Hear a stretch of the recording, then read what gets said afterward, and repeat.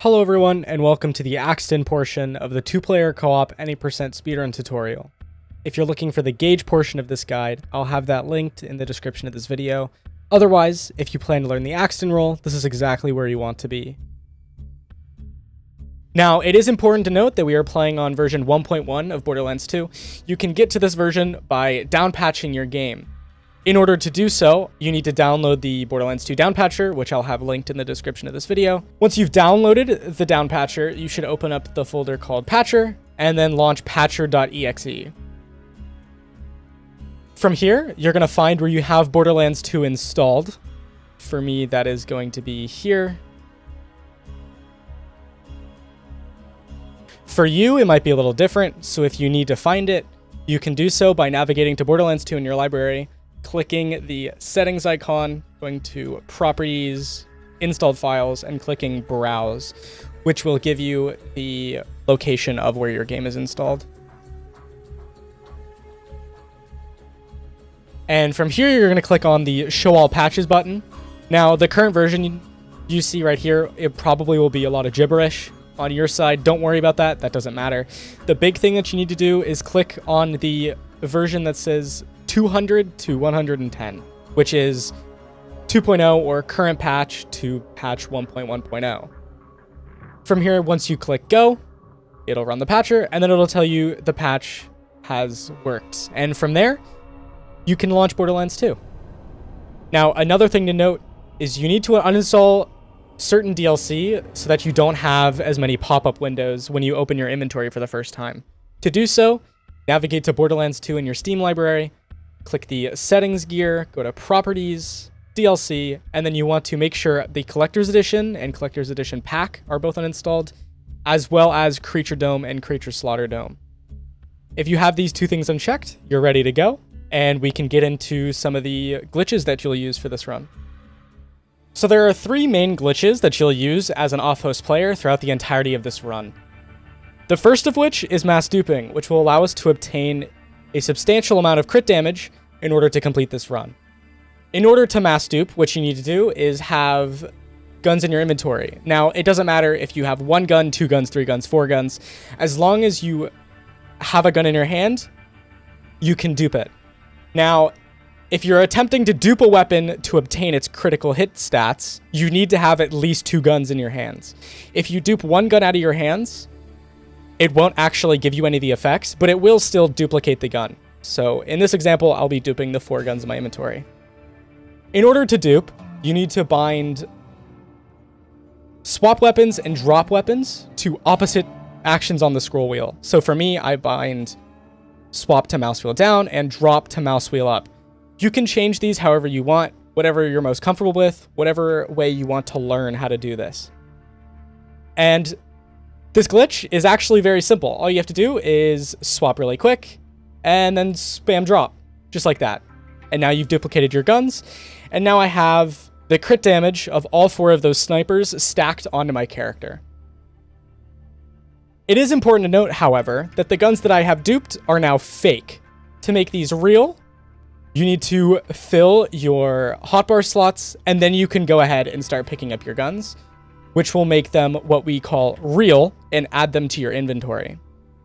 If you pick these guns up without a full hotbar, not only will you lose duplicated guns, but you will also lose the crit damage that you would have normally stacked from duplicating these guns. So it's very important that you have a full hotbar before doing this trick. The next glitch that we use throughout the entirety of this run is Axton Super Speed, or expertise stacking, whatever you want to call it. To do this glitch, you need to, of course, have expertise stacked, and then just have any gun in your hand. It doesn't need to be pistols, but pistols are going to be the fast way of doing this. From here, all you have to do is ADS and drop the gun while ADS'd. And if you do that correctly, you'll stack a bit of speed on top of yourself. So if you continue to do this over and over and over again, I will run much faster than the base movement speed. If you are for some reason messing this up or finding this a little bit difficult, my big tip for you and for newer runners is to hold ADS longer than you think you need to. The Easiest way to mess this up is just by letting go of ADS a little bit too early. So I usually like to ADS until I see the gun drop out of my hands, to which I can then un-ADS and re-ADS again. There is one way that you can get rid of your stacks, and that's by not fully ADSing. So try your best to not really use ADS that much during the run, because I can show an example here. You can see I'm much faster, but if I spam ADS to the point where I'm not actually ADSing, you can see I'm running much slower now because I've lost all my stacks. The last glitch that you need to worry about is infinite ammo. To do this, all you need is a Vladov rocket launcher and then another gun to swap to. Doesn't matter what Vladov you're using, you just need a Vladov rocket launcher. From here, if you haven't shot the gun before, you shoot it once, and then if you quickly swap away and back, you'll have 1 stack of infinite ammo. Now, as the off-host player, you're going to always get 4 stacks of infinite ammo when you're supposed to.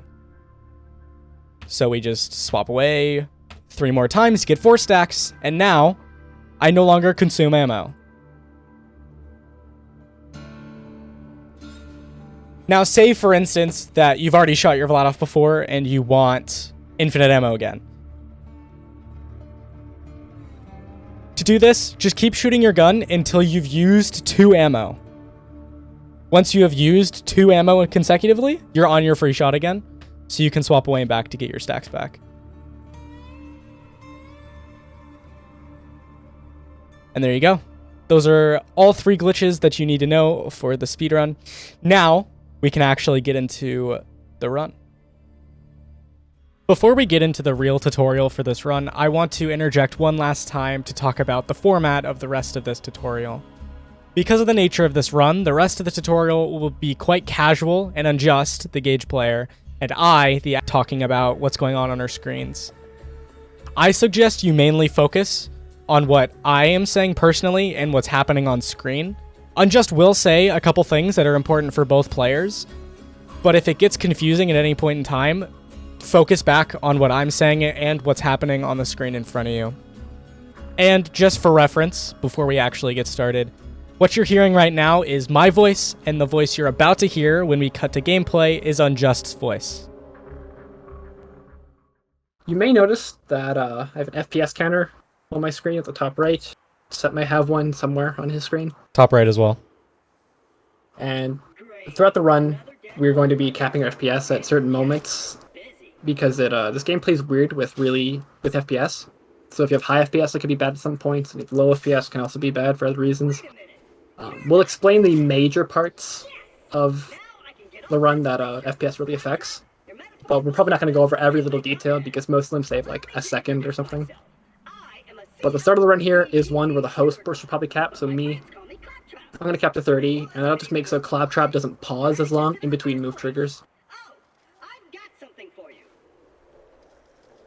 Here, take this echo communicator that I totally didn't loot from one of these corpses. So after this piece of dialogue here, the host is just going to run forward to keep Claptrap moving. You want to be in front of him, because if you're in front of him, he'll just keep moving forward without slowing down.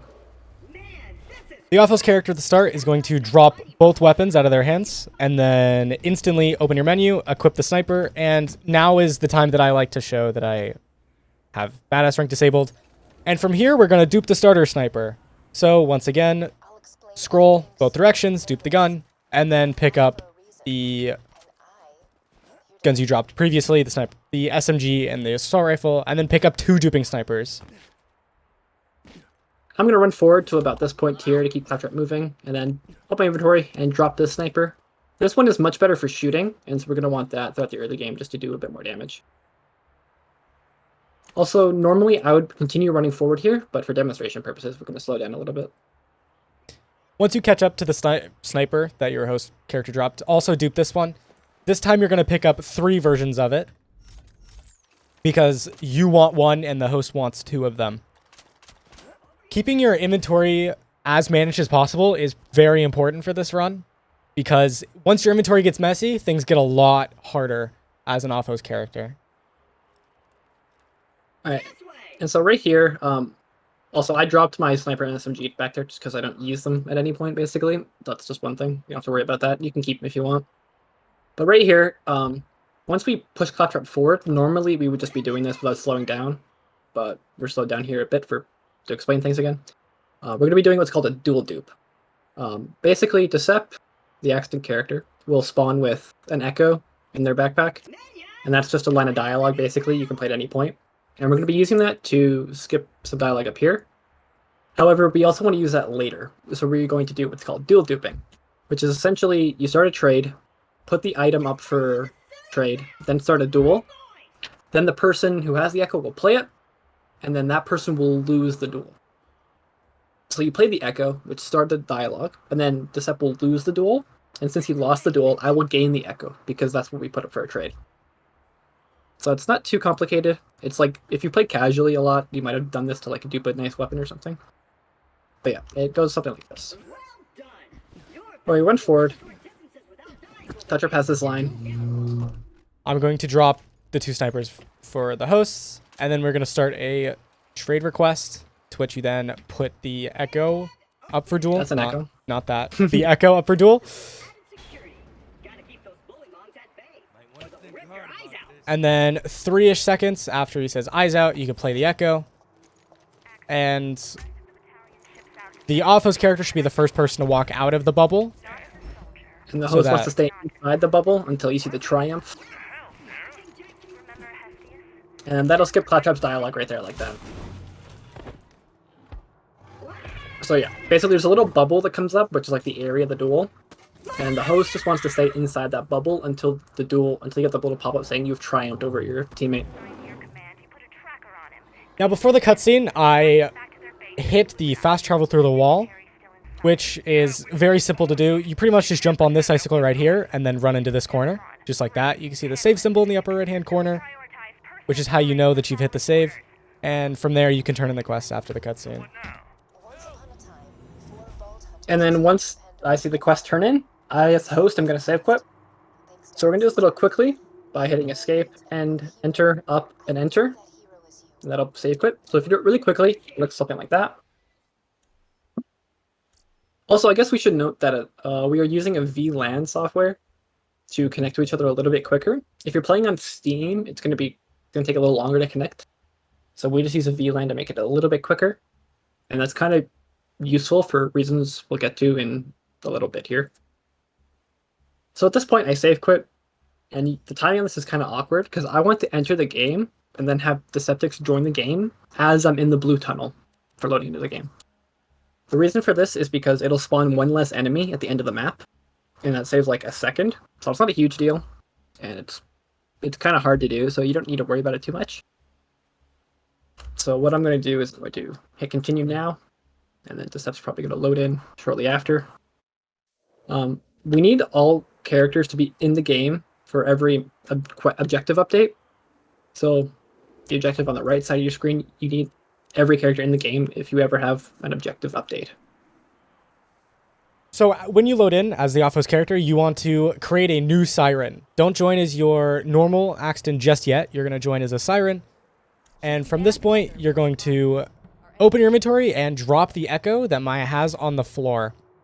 We're going to be using these echoes for more dialogue skips later, and now is the perfect time to get them. Once you've dropped one echo, you can then again save quit and join as another Maya, do the same thing, and then load back in as your Axton to finish out the map. And normally you don't want to slow down here at all as the gauge. You just want to keep running forward and get a position. But again, slowing down for demonstration purposes. So this is the point where you need your Axton in the actual game, because when Claptrap finishes this line here, the quest will update. And you want to make sure you don't kill this last Monglet until Claptrap stops talking there, until he says Squire, protect me Squire. It's kind of hard to do, but not impossible, so just keep an eye out for that. And just keep working your way through the map. As the Axton, you're attempting to just catch up to your host character. The best way to do this is by menu jumping whenever you enter your inventory. To do this, just press your inventory key and then the spacebar right after. And you should be able to jump while in your inventory, give you a little bit more distance. But other than that, you're really just duping, making your way over to the next piece of combat. And here, I cleared out the wave of bully monks early for a bit of XP. Plus, it's easier to kill them as they're spawning. So my job will be the top 2 spawn holes, and the Decepticons will get the bottom one. And then I'll open Claptrap. Here we're going to be doing another dual dupe. So Decepticons is going to drop me one of the echoes he got from Maya. I'm going to pick it up. And then we're going to start trading. As the Axton, to make sure, as the Axton, only have 4 snipers in your backpack at this point, because you need the extra space to pick up echoes. So I'm going to pick up the echo, and then put both of them up for trade, and duel them. The way using echoes to dialer skip can be a little weird. So the first one I need to play when Claptrap isn't talking. So right now, you can see he isn't talking. So I'm going to play the first one. And then Decep's going to run into Claptrap's trigger. He'll start talking. And then after I hear him start talking, I'll play the second one. And then immediately as I play the second one, Decep's going to down me. This will down me, causing him to win the duel. And then he will get these 2 echoes back after the duel has complete. So I'm going to play the first one now. When Claptrap isn't talking. Decep hits the trigger. I'll hit the second one. And then Decep downs me right before the cutscene started there.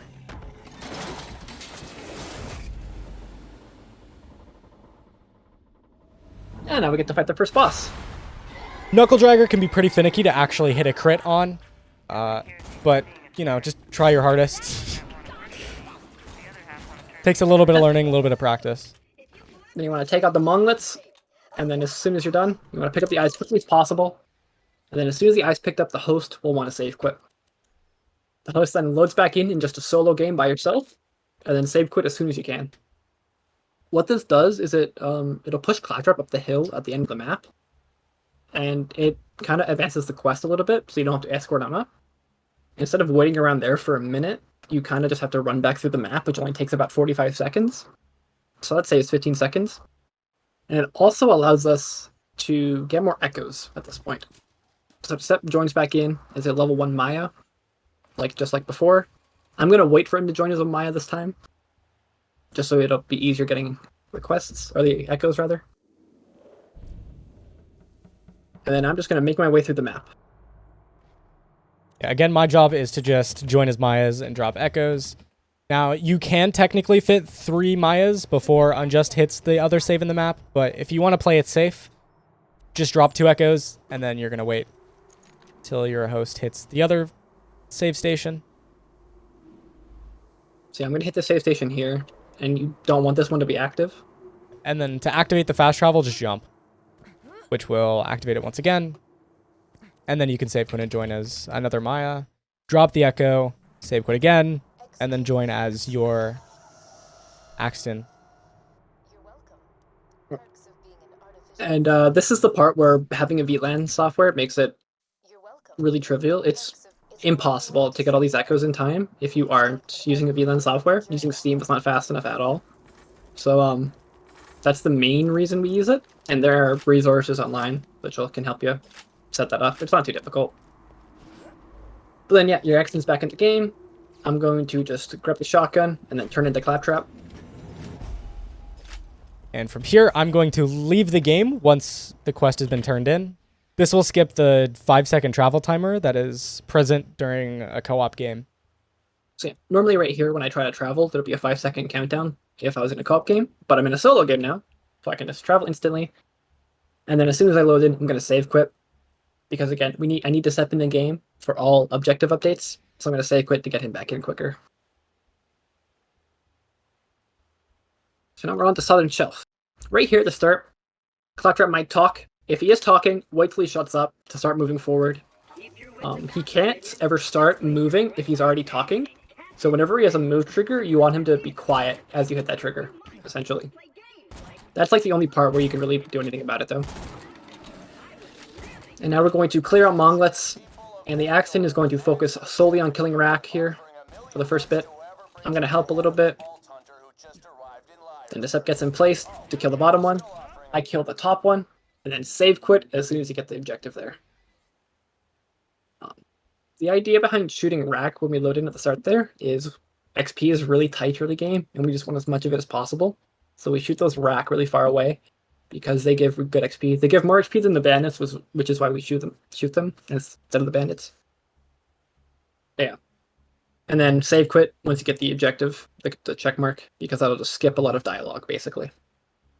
Then wait for your Axton to load back in to your game, and then enter your game.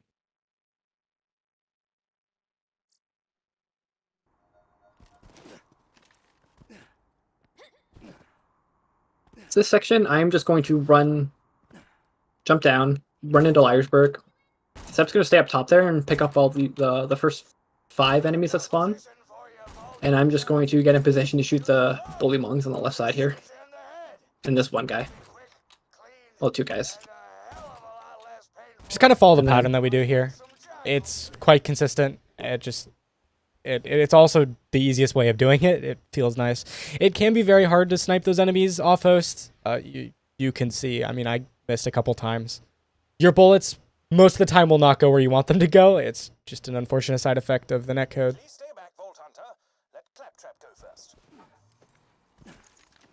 And right here, all you have to do is, well, you save quit after you finish that wave fight, get the checkmark again, and save quit.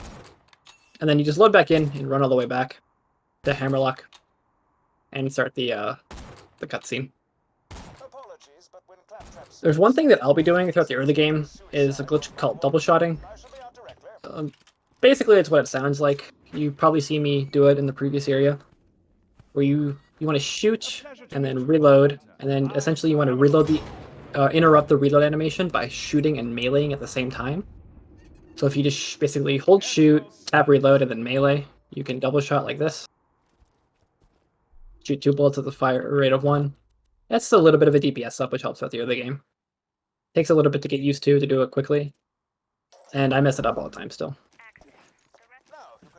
Once the Hammerlock cutscene ends, you should play the Axton Echo. It's very important that you play the Axton Echo from your backpack, not like a Maya Echo, because we need to use the Maya Echoes in particular for a dialogue skip later on.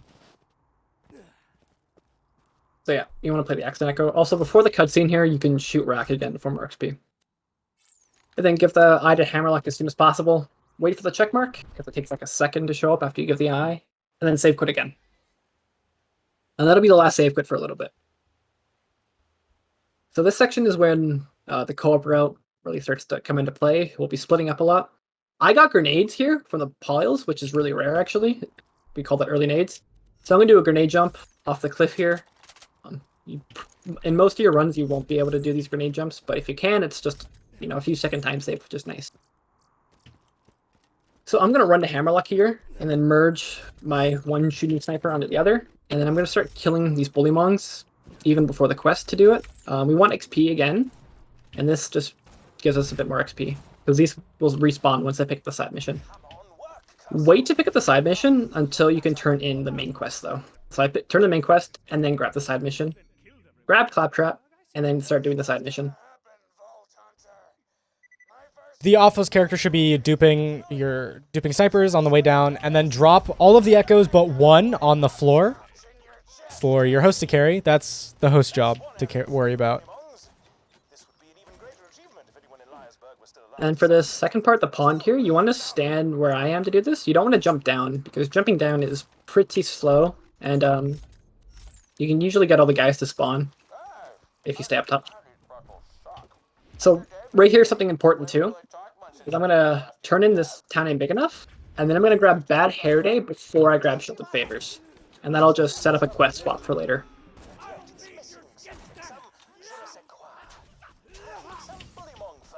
Make sure you pick up that quest. Either the off-host or the host character can pick that up. But make sure you do grab Handsome Jack here on your way. Also, right here, I'm going to grab 3 duping snipers that the Sep made. My hotbar's full, so I can grab them. You don't need to grab them here. You can grab them earlier or even later. But just grab 3. You're going to use those for merging later. And now I'm just doing the main story, pushing Claptrap and protecting him. From here, we're going to do 2 grenade jumps to get out of bounds. I'm actually going to take a knee here, I think. No, I'll be fine. So you need to grenade jump onto this platform, and then grenade jump once again onto the glacier above us. Now you can walk directly through this wall. And then you're going to make your way to a new use station behind Boom Boom. Right over here. Make sure you don't die in the water too early. You need to get up on top of like this platform here in order to hit the save. If you die in the water down there, then you're kind of just lost. No real saving that. And one thing as a gauge here is you want to make sure you are in front of this save station right here before your Axton goes for that death warp. Because otherwise you can activate this and they'll spawn back here. Then you just want to keep going with the main quest, protect Claptrap and so on. For the off-host player, you're going to make your way to where Claptrap will be at the end, or after being shot by the cannon near Boom Boom. Pretty simple. We're just walking through, shooting some enemies along the way for some XP. Also, just clearing spawns to make sure that the host actually gets the ones they need. I drop my sniper. Make sure you don't drop your sniper. That could be bad. And then during the fight, you want to position yourself up here on this pillar. Normally, you have to hit Claptrap's trigger down here, so it'll lower the bridge and you can get over. But it's quicker just to do a grenade jump across into the map. Then you have to make sure that you do a tiny bit of backtracking to hit his trigger. And now that'll skip his animation and he'll just walk right over. Make sure to merge your sniper onto your other one, and then get in position to fight Boom Boom. One thing to note is that you probably see me drop my weapon and pick it back up. That's just a thing known as drop reloading. Whenever a weapon's on the ground, it'll have a full magazine, and you can pick it back up to skip reloading. So I'm just going to fight Boom Boom. You should level up off the little Boom kill to make this a bit easier. Make it a bit easier. And then you want to pick up a grenade mod about 1.5 seconds after killing Boom Boom, maybe 2 seconds. You can do it later. Later is better than earlier. That'll just skip a line of dialogue that Claptrap usually has. Make sure to run up to him, like run right about there, and then that'll hit his trigger, and then you can shoot him immediately. And then you want to summon Death Trap and get XP for the next little bit here. At this point, you should be near or around Claptrap. If you're not, just make your way over, clear the 3 enemies, and then you could dupe some more snipers for some more crit. Now, this wave fight before Flint can be quite annoying. I suggest using barrels whenever you can, especially if you get fire barrels or shock barrels. Those will always be really good in helping you clear this fight. Or you could just get spawns that don't want anything to do with you. Thanks, guys. Appreciate it. So yeah, I get a little bit of XP after killing Boom Boom, not too much. And then I come back here and get a Bully Monk for the side mission Bad Hair Day. I also merge my sniper onto my green AR that you should have at this point. Make it a bit easier. From here, I'm going to do something called chain skip. Just some simple parkour to make it up here faster. I got set on fire. Nice job. And then from here, I like to kill 2 of these enemies, just for some more XP. And then I'll hoist Claptrap. And after I finish getting the 4 fur, I'm going to run all the way back to Liarsburg to turn in the mission. Make sure you buy ammo and grenades before this at this vendor, and then sell till you have 3 snipers, because you won't be duping until you have your 3rd slot again. You can make your way into this arena early by falling through that kind of window next to the vendor, and then you'll just grenade jump over to that platform over there for the Flint fight. One thing to note here is that if the gauge gets back really early, you can actually soft lock by turning in Bad Hair Day to Hammerlock too early. So we usually wait until after the Flint fight to do that, just to avoid the soft lock potential. I'm pretty sure the soft lock happens if you turn in the quest while Claptrap is talking. So if Claptrap is talking, don't turn in the quest. That's just the way that I think of it. From here, we're not going to kill Captain Flint early. We're instead going to wait a second, attempt to get Flint Manip. I kind of just wait for this door to open, and then shoot him in the head. And we'll see if that second psycho wants to hit it. There we go. So if you hear Claptrap say, all right, directly after killing Flint, then you know you got it. If not, clear out the rest of the fight. But yeah, this is the point where the host can turn in the quest. Where did you drop the book, by the way? Near Hammerlock. Oh yeah, I have the echoes. Yeah, I forgot to mention, these echoes that your Axton dropped earlier, pick them up. They're essential. I usually do it earlier. I kind of blanked on it, but we're going to use them for dialogue skips later. Now that we are level 6, you want to spec and do expertise, and then just do some expertise stacking. And the Gauge wants to spec into Anarchy. Also, after the mission, you'll either want to play Handsome Jack here, or you want to pick up the first Echo. If you have the dialogue preserved for Handsome Jack in your backpack, play Handsome Jack here. If not, just pick up the first Echo. And then you can pick up these Echoes, the one that spawns right here, and the one that spawns up top there to skip Claptrap's dialogue. That didn't happen in this run, but normally you can. I think if you watch Record, then it'll show you how to do that. And then the Gauge, make sure your sniper's also merged onto your green sniper. And that's Southern Shelf. That's one of the hardest, probably the hardest map in the game, and it comes really early on. Don't be discouraged if you can't do that too quickly. It is really hard to get like the timing right between when you launch Claptrap and having your Axe Tent there at the same point. So don't be discouraged if you can't get that down right away. It's quite difficult. It took us a while as well. So now once you're in Three Hearts Divide, we're going to turn right around, go back to Southern Shelf. Kind of alluded to this earlier, but XP is really tight in the early game. So we're going to backtrack here, because if we backtrack and put this right next to Boom Boom, we're pretty close at least. And so the Gauge is going to come over here, do grenade jumps to get to Boom Boom faster, and kill him for a bit more XP. And the Axton's just going to stack expertise while I do this. Would you look at that? Go.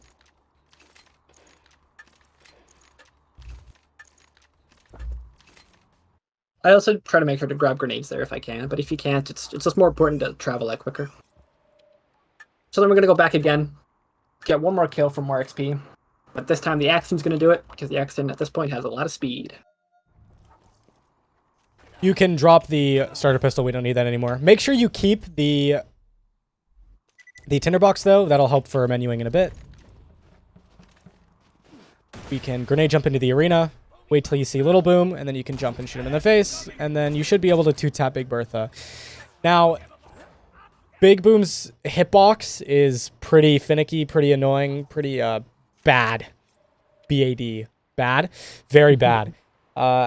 If you can't get the two-tap right off the bat, my only tip is if you look him in the eyes, straight ahead, and then just shoot a little bit up and to the left. That should be where the crit hitbox is. If not, I don't even know. I hate when I mess that up. So just kind of shoot. Maybe you'll hit crits, maybe not. Yeah, Boom just is really focus on finicky. Yeah, try your best to kill him like right off the bat, like I did there.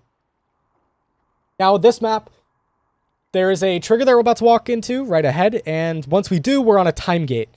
Now you can menu jump into this trigger to spend your skill point, or you can spend it as you load in here to make your life a little bit easier. At this point, I'm going to run ahead, interact on the catcher ride, like repeatedly to skip some dialogue, and then go throughout the rest of the map. Yeah, and I'm just going to run over to the back here and jump into the death plane. There's a save station right up there next to the catcher ride that the sub's going to hit, so I'm going to death warp to that. So that'll look a little something like this. Hit I'm this also trigger. Start specking into close enough at this point. And then we were repeatedly interacting on the catcher ride until you see the check mark. And then I'm going to make my way to the Hyperion adapter, grab the adapter, and then jump a gap. I'm going to place the adapter here and then get XP.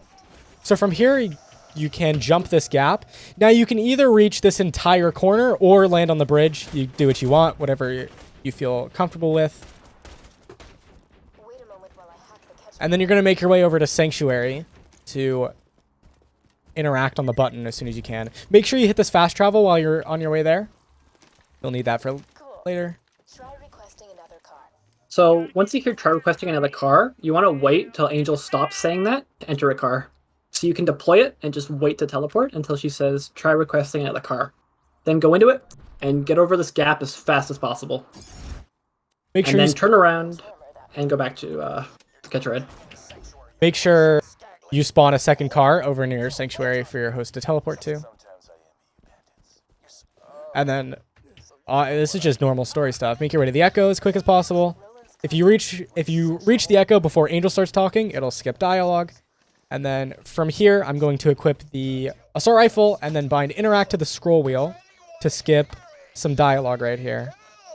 Now, go on. These 3 psychos, you want to make sure you kill them after after they say your Skagbait Grinder. If you kill them beforehand, you have a chance of soft locking and you won't be able to interact on Corporal Reese. However, you can use the button that we used to kind of call into Sanctuary previously to skip some dialogue, but this one here. Really, I like to just wait until the dialogue's over, and then you can kill the psychos, and you're going to scroll skip Reese, which is done by scroll interacting. Just like that. That should skip his dialogue, give you the checkmark quicker. If that doesn't work, the host can use the button in your Sanctuary to skip the dialogue instead. This psycho will drop you the power core. Don't pick it up until you hear Claptrap start talking, because Claptrap will skip the rest of the dialogue. I'm going to hit the button to open the door, and then drop the Sanctuary. Also, if you didn't catch it there, does that spawn car 2 for me, and I teleported to the second car to get to Sanctuary early. And so, right here is where we're going to play Shielded Favors to skip Lieutenant Davies. That's the quest we preserved earlier. And I'm going to run forward and cap my FPS while Decept turns in the quest. I cap my FPS here to make Jessup move quicker, so once he moves I can uncap. And I'm going to check for a Jacob Shotgun from this quest. I get it. Keep your eye out for Jacob Shotguns, though. We're going to use those later. As the office player, if you get a Jacob Shotgun, keep it. If you don't, you can throw it out of your inventory. Yeah. So, right here is a trick that's kind of hard to do. Basically, the idea is we want to get Scooter's cutscene to play underneath Marcus's, so that both play, but we only have to watch one. So the way to do that is a little precise. I'm going to count down from 3, and when I say go, Decept's going to run into Marcus's cutscene trigger, and I'm going to hit Scooter's cutscene trigger. The way basically we're going to do this is I'm just going to say, I'm going to like jump right before I say go, and when I jump, my momentum will carry me into the cutscene trigger as Decept runs into his. So as long as you're in the air moving towards the cutscene trigger as the Axton hits his trigger, then you should be fine. So it usually goes like this. 3, 2, 1, go. So right there. Now if I tab out and tab back in, you can hear Scooter talking, meaning we got the dialogue. The cutscene skip, rather.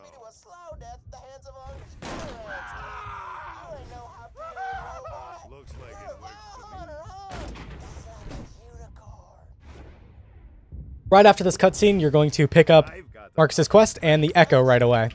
Now, this Echo has extremely high priority because we set up dialogue in a specific way, which will now skip the rest of the dialogue in Sanctuary. Make sure you don't talk to Scooter, the Gage character, until you hear Roland start talking. And then you just want to grab everything in the garage and continue with the main quest as quickly as possible. Make sure you buy a grenade STU here. You're going to want that extra grenade for a skip coming up. And then you'll just make your way back to Marcus and finish out these side quests for Smarsby. And then you can check his vendor. And check for shotguns. See if there's a shotgun. And then make your way back to HQ. Now I'm going to talk to the Crimson Raider and grab the key and then run to fast travel. Once you turn in the quest, the reason we kept the tinderbox is for this, so when you enter the safe, you could just double hit enter. And then you're going to run directly to the bounty board. Yeah. And I'm going to travel here a bit early, so I just have to run over to the bounty board and grab the bounty board underneath Scooter's dialogue. So make sure, for one, that Scooter's talking when you grab that quest from the bounty board. And also, you may have noticed something funny there, where your step was in a menu briefly, but it didn't cancel the travel. This is because the game only checks for if you're in a menu every travel tick. So every time you hear the number tick over, that's when the game checks. So if you do any menuing in between that, it won't kick you out of the travel. That'll be doing a lot throughout the run. You don't have to do that. It might be a little bit tricky if you're just starting out. So you can just time your travels accordingly and get better at it as you go. From here, we're making our way to Frostburn Canyon. There's not much really to talk about for the movement. Big thing here is if you're level 8, you can, again, just spend your skill point right now. Or if you're comfortable with it, you can do a menu jump. This time, I'll show off the menu jump that I would normally do. Just following a simple path here. Run past these enemies. I can menu jump here. Spec my skill point. And then just run over to Frostburn. And I'm just going to merge the Duping snipers I got from Decep and get some XP from these bully monks. And it's very important that you be level 8 pretty much at the start of this area. Because the idea is that there's a gun on the ground, and the lowest level it can be is level 8. So you want to be level 8 so that you can pick that up and use it immediately. If you're a little bit low, it's okay, but you want to be pretty much level 8 at the start of this area. So, Frostburn Canyon movement, I don't really have much to say. Just kind of follow the route that I take. If I bounce at any specific point, there's probably a reason why. You could additionally just run through this area a couple times in practice to figure out like where you want to go, what you're comfortable with. My big tip, because we're just starting to get really quick, is if you ever want to slow down for whatever reason, if you spam your strafe keys, you'll slow yourself down. So you can use that throughout this map in order to control yourself. Yeah. So Decep will run through this map, make a slight detour to grab the sow that spawns on the ground. That's the gun that spawns at level 8. And then make his way to the end of the map. I'm going to be checking this vendor here for turtle shields, because they can only start spawning at level 8. It's very important that both the host and the Axton have a turtle shield before you leave this map. So we'll be keeping an eye out for that. And then I'm going to do a death warp to get to the end of the map. So here we go. So going ahead. I'm going to grab these guns to sell them, because I need money as well. Money's just nice to have. I got 2 turtles, so I'm going to tell Decep that there's a turtle for him. If there's not, you want to tell your Axton so he knows to buy one at the other vending machine at the map. I'm going to stand right on this edge, and I'm going to wait until I see the check mark pop up. And as soon as I see the check mark pop up, what I'm going to do is run off the map. And that should make it so that I'm in the blue tunnel here as the cutscene starts. And in the cutscene, I'm going to rebind to have interact be on mouse wheel down, so I can do a little bit of scroll skipping coming up here. So if you died at the right time, you'll be allowed to move in the this respawn animation here. Directly after the cutscene, you should be playing Assassinate, and then just make a bunch of Lissos. You want to make as many as possible, and then revive Lilith, and grab the Iridium. While you're waiting on this dialogue, you can put items in your hotbar so that you can actually pick up the dupe Lissos.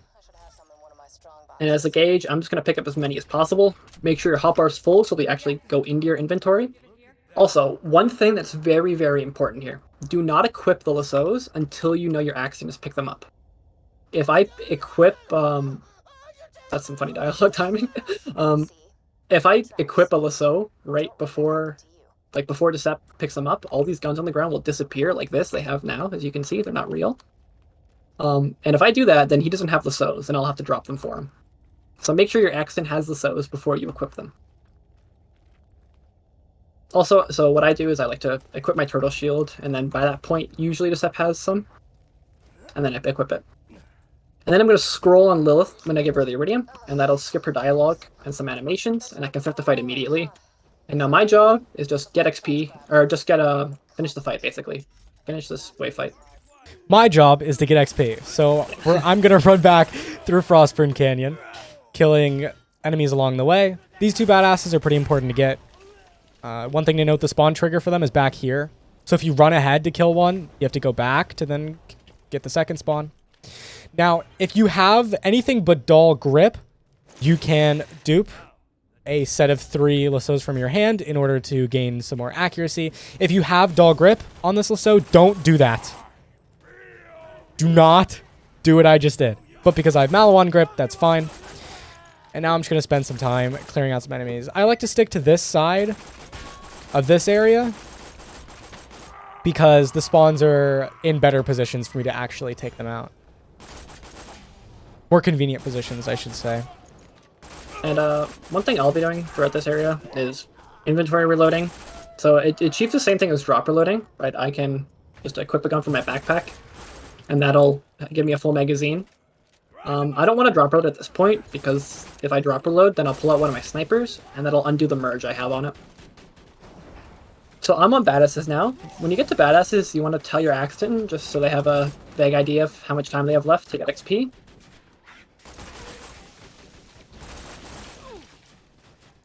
When you get to badasses on the second wave, that is.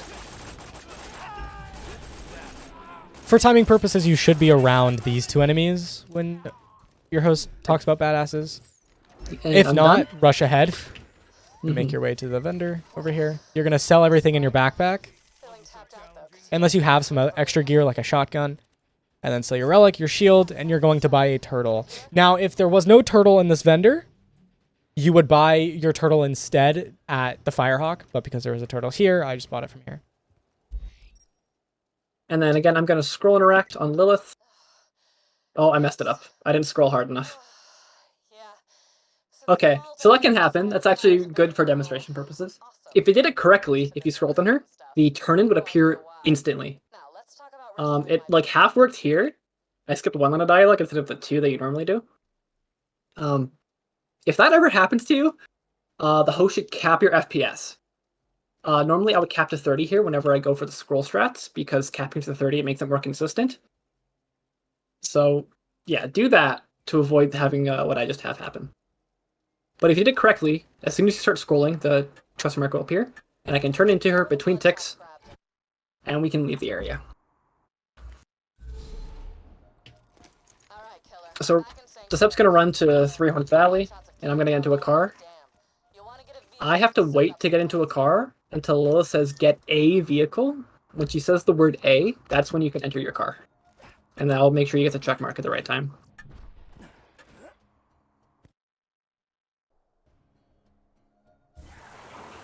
And now we're just going to drive to the dust. I bonked on that collision right there. That can happen.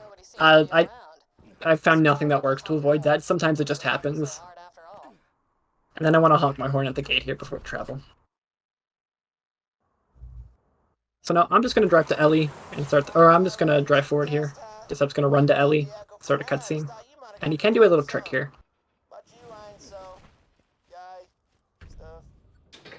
So you can actually talk to Ellie before the cutscene. And if this happens, that'll allow us to preserve a quest that we can use later on. It's a bonus quest you don't need. You don't need it, but it can help for a dialogue skip later. Now, if you do talk to her before the cutscene, she'll skip her own dialogue, which will allow Unjust to kill cars instantly for parts. If you can't talk to her before the cutscene, talk to her after the cutscene, and then pick up too close to skip her dialogue. From here, I'm going to check the Ellie garage spawn for the Gwen's head, because that's what we're looking for. Unjust will be checking the rock spawn. Right here. You want to check this spot as a gauge, and if it's here, you want to say it's at rock, so your Axton knows where the Gwen's head spawned. That's just a gun that'll give us a bit more crit damage, and it's really good to dupe throughout the run, so that's what the Axton will use as well as more snipers. And then as a gauge, you just want to get the 2 parts.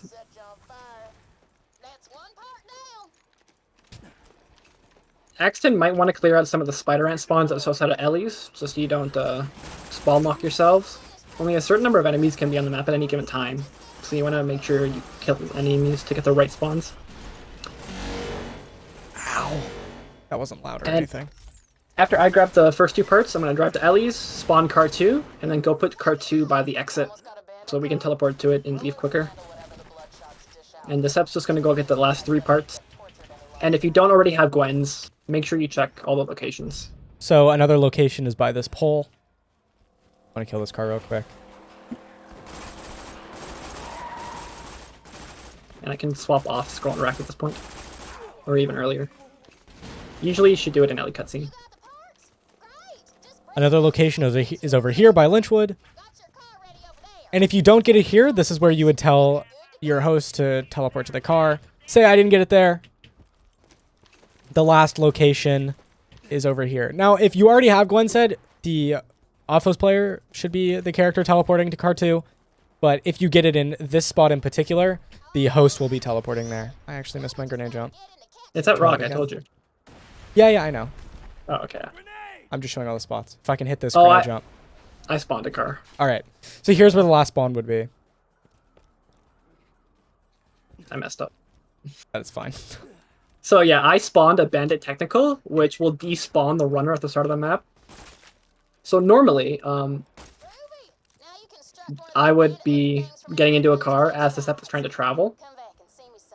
But I spawned a car, a bandit technical, which despawned the runner.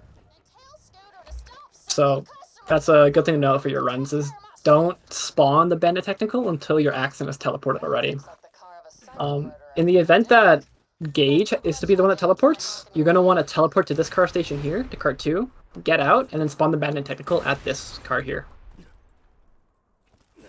At this car station here. And if you need to, you can just drive. If you mess up like that. And then I'm just going to honk. That's all I do here, basically. From here, I'm going to dupe the Gwen's head, pick up 3 of them, and then dupe the 3. If you dupe 1 gun out of your hands, you don't actually gain the crit benefits. So I like to dupe 3 items at once, just so I can actually have a stack of Gwen's heads. Which is important because the Gwen's heads will multiply with the crit damage of the snipers. The snipers will add on to one another, and the Gwen's heads will add on to one another, but the Gwen's heads will multiply the sniper crit damage. Which is why we want the Gwen's head. During the Badmaw cutscene, you want to rebind interact to the scroll wheel, and then just take out Badmaw. And the host wants to cap to 30 FPS here, because that'll make the bridge go down faster. Scroll interact on that. Down, you can uncap. Scroll down. And just travel into Bloodshot Stronghold. So now we need to be level 10, and we are nowhere near level 10. So we're going to spawn into Bloodshot Stronghold, turn around, and then go kill Badmaw again. Normally you want to make sure you hit this fast travel station on the first entrance. We didn't there, but normally just run forward a bit and hit that. We have to save quit actually, don't we? How far away are you? I'm a bar and a half. A bar and a half. Yeah, I guess we can... I get that. So... after 2 Badmaw kills, you should be pretty much level 10, if not level 10. Or if you're not, you should be so close. We are exceptionally low on XP this run. So if you're really, really low, if you're like 2 bars away, you should just save quit and kill Badmaw again. It's not that hard if you just get your merges as a host character. But normally, you want to be real close to level 10, and then you travel back to Bloodshot here. You can get the last little bit of XP, like this step's doing for me. And then you can travel to Sanctuary. Make sure you are level 10 before you go back to Sanctuary. It is absolutely essential. Another thing to note, after you turn in the quest to the Firehawk in Frostburn Canyon, no one in the game is allowed to open their quest log. If you open your quest log, you will lock the level of Sanctuary below where it needs to be. That's actually like super, super important that you don't open your quest log after the Firehawk quest, and you don't travel to Sanctuary until you're level 10. Those are the 2 main things that you need to make sure happen, or else you will lock the level of Sanctuary too low, and you'll run into issues. Now, if you do lock the level of Sanctuary too low, what you can do, this makes timing a little more finicky, but you can make it so the Gage joins the Axton, because the Axton's Sanctuary will be level 10, like it's supposed to be. So if you do end up messing up the level of Sanctuary, it is possible for you to continue the run just by, instead of having the Gage be the host, you have the Axton be the host. But you want to try your best to just make it so Sanctuary is level 10 on Gage's side. Yeah. And the reason for that is because rocket launchers can only spawn at level 10 or higher. And we need a Vladoff rocket launcher to do infinite ammo. So very important that we have Sanctuary be scaled to level 10. So yeah. But once you're back in Sanctuary, the Gage is going to run to headquarters. Axton is going to run to Marcus. And we're going to check for a Vladoff rocket launcher and a Jacob shotgun. I got a Jacob shotgun here. Make sure it has... You can get away with a single barrel sometimes, but it's just not worth running it, really. So make sure you have a coach gun or bushwhack, usually. I'm also going to look out for a non-Vladoff rocket launcher. Usually you want a Bandit or a Torg one, so I'm going to buy this one too. And that'll just be something we get to a little bit later. I did not get it. Oh, that's unfortunate. So if you get a Vladoff, you can just leave and go straight back to Bloodshot Stronghold. If you do get one on your first try, absolutely do not save quit like we were doing here. You wanna, if you get it first try, you want to preserve all your stacks of speed and merging that you have. But we did not get it, unfortunately. This is bad RNG. Well, getting it first try is very uncommon. Well, not very, but fairly uncommon. Usually it takes a few tries. I got 2 more shotguns in the same vendor. It's unfortunate. Beautiful. You only need 1, so don't buy any extras unless it's like significantly better. What's your gun? 33. Coach. Okay. I did not get it.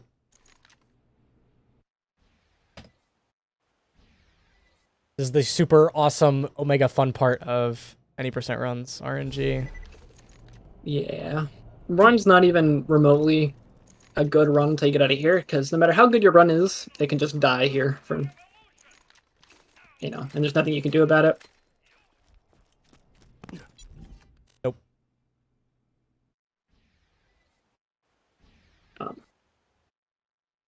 I guess one thing we can talk about here is class mods.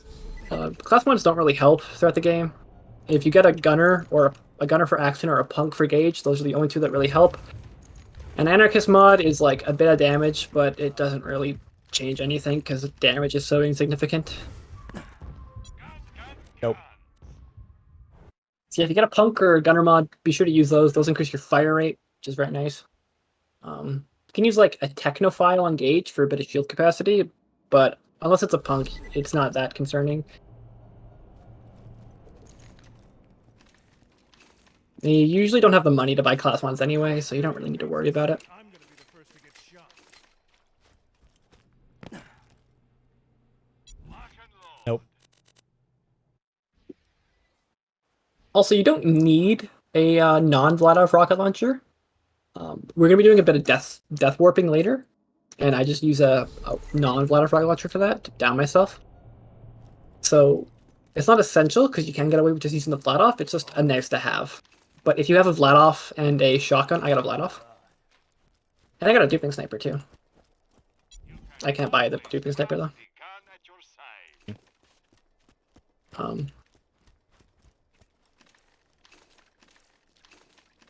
Yeah, it's not essential to have a non-Vladoff rocket launcher. If you have a Vladoff and a Jacob shotgun, you should just leave immediately. Wow, would you look at that? Wow, that's... So we have both pieces, so now we're going to travel back to Bloodshot Stronghold. And this is where we're going to start doing infinite ammo. So I'm going to drop the Vladoff and the coach gun for Deceptics so we can dupe them. It's very important when you dupe these 2 guns that you dupe them one by one, so you again do not gain negative effects like bad accuracy. And then again, hold your... or have a full hotbar before picking up the duped guns. Now, from here, you can either get infinite ammo now, or if you're more comfortable, you can get it after you reach Roland. I'm going to get it now, just to show it off. And because I also want to...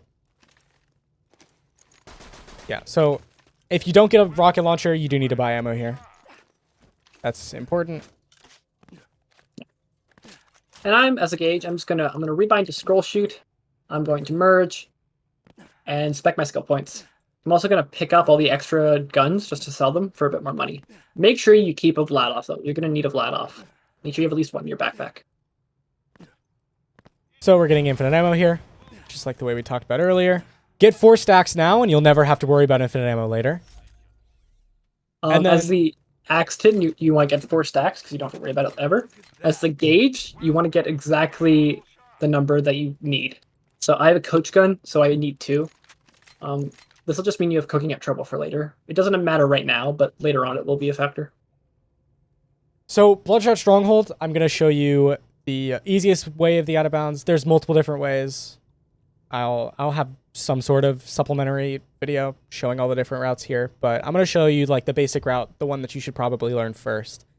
One thing to note You should is absolutely learn first. I'm yeah. gonna stress that point.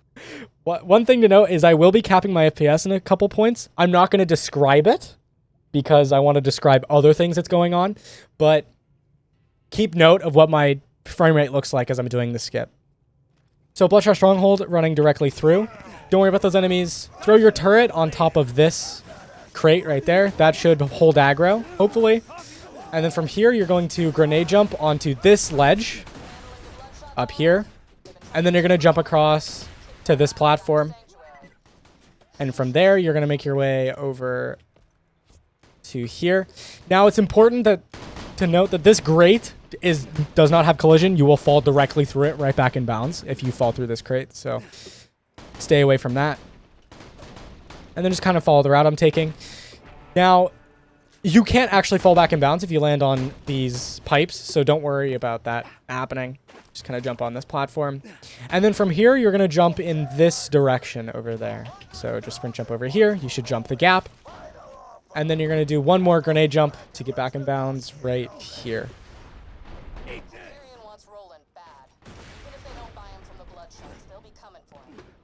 You can walk directly through this sign, and then you're going to make your way over to Roland.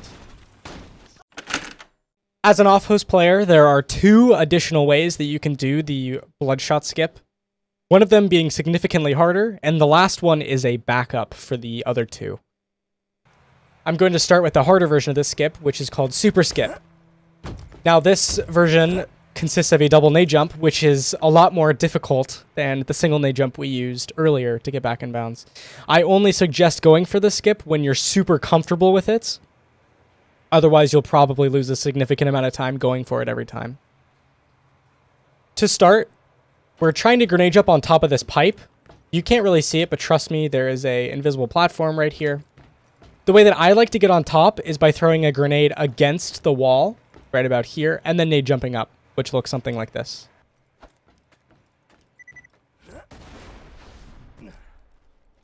From here, we are going to do a double nade jump.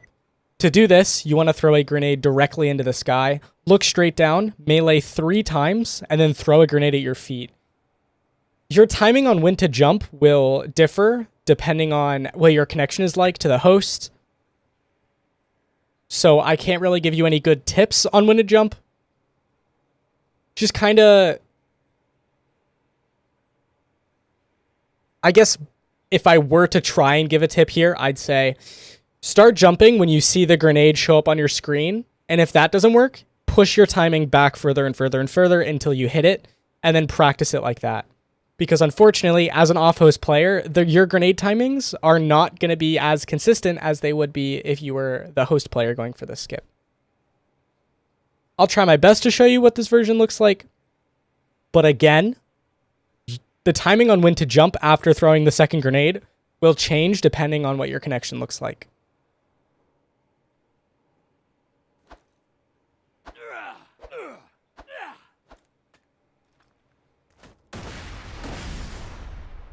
If you do that correctly, you'll land up top. And then from here, you could run down and go to rescue Roland. However, I'm going to show you the other version of the out of bounds that you can do that requires no grenades, just in case you either fail super skip or you don't have grenades when you show up to the grenade jump that I showed in the tutorial. You're taking the same route as you did previously, running along here. However, when you get to the spot where you would normally grenade jump, you're instead going to run around this path to make your way onto this platform. Now we're going to jump onto this ledge right here, just by walking up and jumping. And then there's an invisible platform that you can land on right about here. Just like this. And then you're going to attempt to jump to the sideways trash chute right there. just like that. And then you can make your way back in bounds by hugging the sidewall and falling back in bounds right here. And then you can make your way to Roland. Again, I suggest going for the version of the skip that I showed earlier, but I just wanted to show the harder version and also the backup, just in case you're missing grenades. And my whole job, or the Gage's whole job for this area, is just to get XP. You should be running through the map, using your infinite ammo, Jacob shotgun, to just blast enemies away. One thing to note here is that I've been speccing into Close Enough since level 7. I'm at 4 points now. Close Enough is a skill that, whenever your bolts hit a surface, they ricochet towards an enemy and deal a little bit reduced damage. It's not really too impactful to this point, but starting at this point, when I have the fire rate that I do, it's very impactful. So I can just kind of shoot surfaces and still kill enemies. So if you ever see me shoot like the ceiling or the floor or whatever, then that's why I'm doing that. Because, you know, I can shoot the floor, and this guy still dies. After the Roland cutscene, you should be duping your guns. If you don't have infinite ammo yet, now's the time to get it. But you should be focusing on getting some crit damage. And then make sure you have your shotgun equipped before you leave the map. Also, make sure that you have 3 duping snipers and 3 Gwen sets. Don't leave guns on the floor. You need the guns for the rest of the run. So make sure you just have at least one of each at any point in time. So to start here, the Gage doesn't really want to run forward that much. There's a cutscene trigger right in front of us that we want Axton to hit. So what I usually do is I just run forward and land on this railing here, and then I don't go forward anymore. And this just lets me like get in a decent position to shoot enemies. And then Axton runs forward and jumps into the cutscene trigger. And then runs through the whole map. And I'm just going to sit at the start here and shoot enemies and wait to travel out. Don't worry about any of the enemies you're running past. Your objective is to just get to the end of the map. Now, depending on how much crit you have, you can say go at different points in time.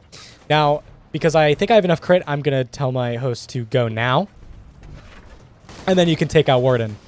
If you're not comfortable with how much crit you have, you can always kill Warden and then tell your host to travel. But as you get better, you'll slowly understand when you should be traveling. And then you want to travel back immediately. The idea behind this travel out is that usually a whole bunch of loaders spawn after you kill Warden, but there are no objectives tied to it, so if you travel out and travel back, you can run through the whole map again, and that's quicker than doing the wave fight, because we have Axton super speed, of course.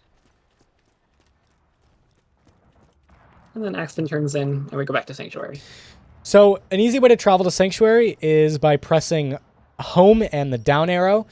Now, if you're on a one-way travel, you'll automatically highlight Oasis, because you don't have a or you'll automatically highlight the uppermost travel because you don't have a Bloodshot Ramparts travel to highlight.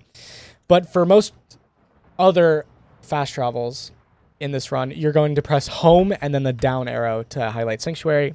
And then from there, you can hit the spacebar or enter to travel there. You only have to hit... I'm going to travel or turn in to roll into between ticks. Yeah, and if you're on... That's for off-host. If you're on-host, Sanctuary will just be at the top. So you can just hit home, enter from any fast travel to Sanctuary. Because hitting end will put you at the bottom, hitting home will put you at the top. So Sanctuary, this Sanctuary travel is very simple. We're just going to run up, grenade jump up to Roland, and then turn in, or not turn in, grab Lilith's quests. The host is going to travel out at some point in between there, and you're supposed to grab Lilith's quests in between ticks. Again, if you're not comfortable with that, you can travel directly after, but this is pretty much what it should look like. Grenade jump here. We're going to 3 host divide. Jack is gonna kill us all Just like that.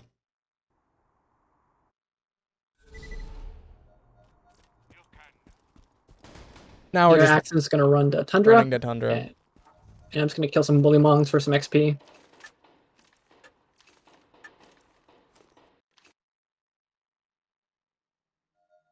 Here I'm going to put on my non-Vladoff rocket launcher, because I'm going to be going for a death warp in a minute. And the Axton's going to run forward and try to set the buckets on fire. The goal here is to travel out right after igniting the Varkids. Go. So I'm gonna go. And then this app's gonna light them on fire right before the travel takes over. And this will skip the cutscene that introduces Mordecai. Usually you have to watch the cutscene of him waking up. That's really slow. So we travel out at the right time, and then we can go back in. So my timing for shooting the fire melons there is whenever you hear the tick for 2 seconds left remaining. That'll make sure that you set them on fire at the right time. Yeah, and if you mess it up, don't cancel the travel. Just travel out and travel back, and then try it again. So right here, I'm going to take a very specific path because Unjust is going to do a death warp here, which is why he bought a launcher that wasn't the Vladov. Again, you could just use the Vladov rocket launcher here, but if you have the money and the ability or the luck to get a other launcher, then it's very nice to have. Just follow the route I take. There's one very important thing to do that I'll point out when we get there. But pretty much we're just taking this path throughout the side, hitting this save right here. And I'm going to run like 3 steps forward and then down myself and die immediately. You have to move forward a little bit, otherwise it won't work. Make sure you walk around here to skip this save station because you want Unjust to spawn over there or your host to spawn over there, not at this travel. And then you can just make your way to Tina, and we're going to line up for Tina talk, to which you can talk to her before the cutscene. It's not all that difficult, but it'll definitely probably take a couple attempts, some practice. But just walk up to her and hopefully talk to her before the cutscene plays. If that doesn't work, you can interact to the scroll wheel and attempt to talk to her directly after the cutscene. If not, you'll have to wait a little longer for her to kind of talk and ramble forever. Otherwise, you'll wait a bit after this cutscene. The Gage just wants to follow my route here, up these rocks. And then grab No Hard Feelings right about there. And that should skip the rest of the Badonkadonks dialogue. So Gage, you should be in position to grab that first one, and you want to grab the second Badonkadonk as quickly as possible. Ideally, you get it underneath Will's dialogue here, and so this quest will skip the rest of Tina's dialogue. And then your job from there is to actually go finish Will's quest. So you just want to run all the way over to the other side of the map and finish that mission. As the Axton, you're just duping. You need a lot more crit damage, especially if you had to save quit for RNG. Right now is the time that you kind of catch up on your missing stacks. And then before the door completely opens, you want to play Cult Following. While no one is talking, pick up the Badonkadonks and grab Tina's quest. That's important that you grab that. Make sure you play that quest when no one is talking. That's very important. And then you can use a turret here to block yourself because if you climb a ladder with speed, you can fling off of it. Throwing your turret up here will block you from being able to actually fling, which is very nice. And then again, dupe, stack speed if you want. Just all of the off-host stuff that you need. Engage, you want to just finish this quest and turn it as quickly as possible. The reason we're doing this quest is because it has a chance to give us a really good Jacob shotgun. Like you see on my screen right here. I got a bushwhack. So that's the whole idea. We want an upgrade for the shotgun at some point, and so doing this quest just gives us a very high chance to get one.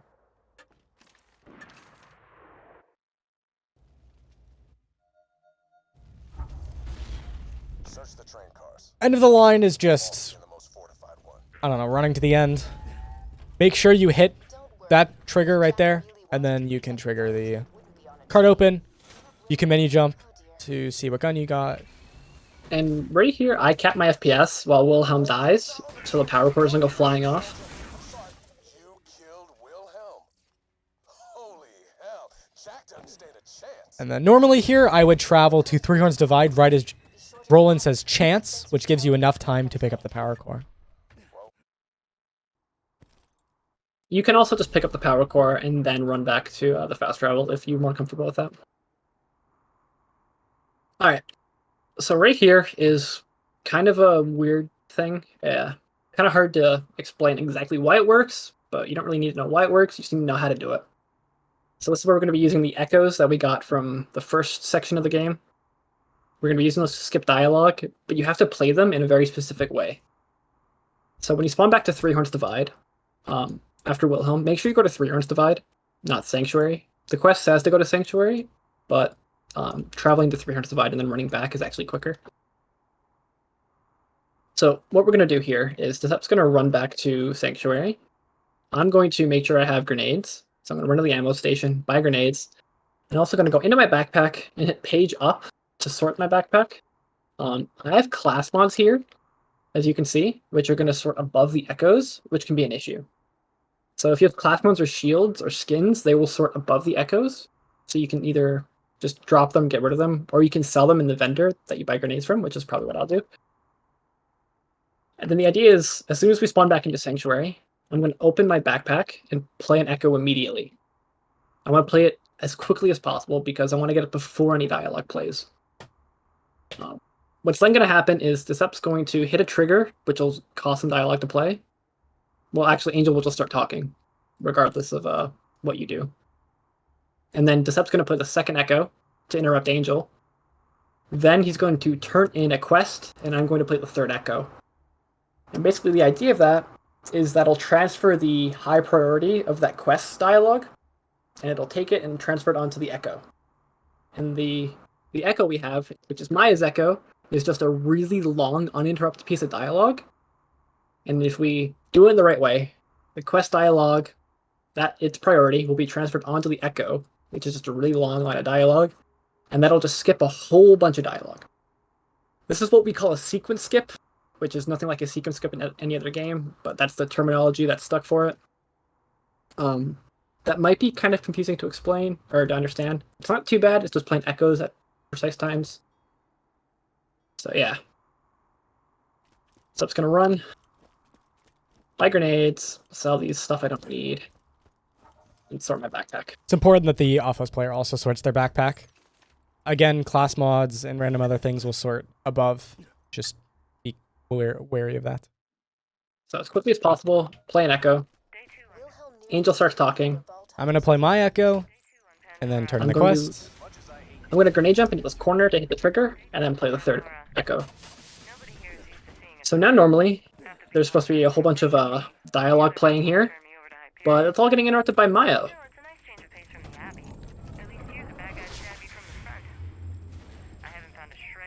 So now, the SEP is just going to handle all the actual mission objectives, hitting the ignition primers. Gage, you want to be pretty quick here, because you're going to run through the center of town, and you need to make sure you get out of the trigger before Axton finishes everything. So as long as you get to where I am about here, about the bandy board, you'll be fine. Then you want to come to Earl, buy grenades, and if you want to make sure you have 5 grenades. It's not essential, but it's like quite nice to have 5 grenades. You need 4 at least, minimum. And if you have any extra iridium, you can buy a backpack, I guess. As the off-host player, I like to get a backpack SDU instead of a 5th grenade, because you don't need the 5th grenade for this run. It's not very important. And I like the extra having the extra backpack space instead. And then the Gauge, you want to get into the fast travel station before anyone else hits the center of town trigger. So once you get in here, tell your Axton player I'm in, and then the Axton can hit the center of town trigger to finish up the objective here. Usually the fast travel locks down here, which does after you hit the center of town trigger, which is why you want to get in beforehand. And then we're going to time a travel out. Basically, there's going to be a really loud like teleporting noise that Lilith is doing. So like right now, it's playing, and you can travel. The timing on that's not too bad. If you start hearing the loud noise, you'll be alright. Travel like half a second after you hear that is like the perfect timing. If you're worried about missing it, just wait a second, and you're fine. Also, make sure you travel to Bloodhorn Stronghold. Bloodshot Stronghold, sorry. And then area travel out to Three Horns Valley. I'm just going to make my way over to the fridge, turn in the quest, get 2 dupes in, and then travel out to the fridge. Nothing really too interesting here. At this point, Badma here, Gage, you can kill it, and then spec into Buck Up. Because you should be level 12 here. This is the point where I like to make sure I have 4 of each gun, because you won't be duping until you have your 4th slot. Oh, and it's really important here that when you start getting buck up at this point. It's like if you're not 12 here, it's like you can get away with it, but it's like quite important to make sure that your gauge is a buck up stack at this point. So really try to make sure you're high on XP going throughout the other areas. So yeah, and again, just to get buck up, when I see the 4 on the travel commencing, you want to summon Death Trap. He'll shoot the blue beam before you travel, and then you'll have a buck up. Now, the gauge's job here is just to check for a turtle shield and an amp shield.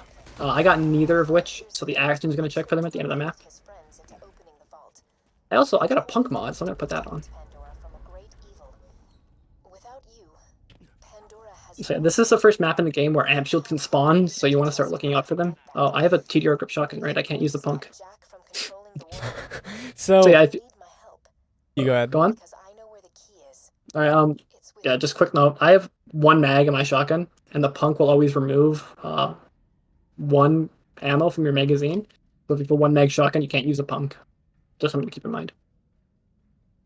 Best way to put it, if you have a TDR grip on a white coach gun, then you can't use a punk. So this is the vendor that I'm going to check for a amp and a turtle. I actually got both. This is the amp and my turtle. It's not a very good turtle, but it is a turtle. It's an upgrade, so I'll accept it. And then you can travel out. If I don't explicitly state this is the movement, just kind of follow what I do. I mean, there's not really much for me to explain, really. It's just follow what I do and get more comfortable with kind of the terrain that you find. I'll point out, like, extreme places where terrain can be pretty damaging. At the start of the map here, the Axton's going to run forward. The Gage's job is just to play this quest here. You were quarterly invited. Basically, you don't need to play it immediately. I usually wait till I see the Axton run by me before I start playing it. But yeah. Usually play it immediately. It goes kind of funny because the distortion from Thang Tray coming in. And then the Gage's job is just to get to the fast travel as quickly as possible and interact on it. I like to jump and interact on it so I don't enter it. And then if you didn't get a turtle or an amp, you can check for one here. 73-63. Good enough. That's not bad. You don't need to kill that constructor there, but I like to just for a little bit more XP. And then from here, just clear out the Thresher's health pool. And then I'm going to travel as the Thresher's jumping back in the ground, just like that. Which gives you enough time, technically, to kill the Thresher and pick up the beacon before you travel. I got pretty unlucky there, but that's fine. You could just travel right after. Not too big of a deal. Like, as a Gauge, you do not want to go for a buck up stack there in that map, even if you have Death Trap. You're going to want to give buck up to Axton here in the next area. So this map, the Sep's just going to run straight to Overlook, do a little menu jump to take off his shield so I can start stacking buck up on him. You don't have to do the menu jump. If you don't feel comfortable doing it, that's okay. You can just take it off whenever you feel alright with it. The Gage's job here is to get into a car and drive to the Hyperion Bridge fast travel, so we can teleport to that for later. One thing we probably should have mentioned earlier is that getting a catapult technical is actually faster than getting any other car in the game. So I got a catapult technical there. You should be getting it every single time you go into a car. The menuing can be kind of awkward doing it quickly, but you'll get used to it. And then here, we travel into Holy Spirits, and I give Deceptics buck up. Right here, what we're going to be doing is we're going to be traveling from the Holy Spirits. We're going to be traveling in and out of it. This will do something called Overlook Skip. So Decept's going to run up to the beacon and repair it as I travel out.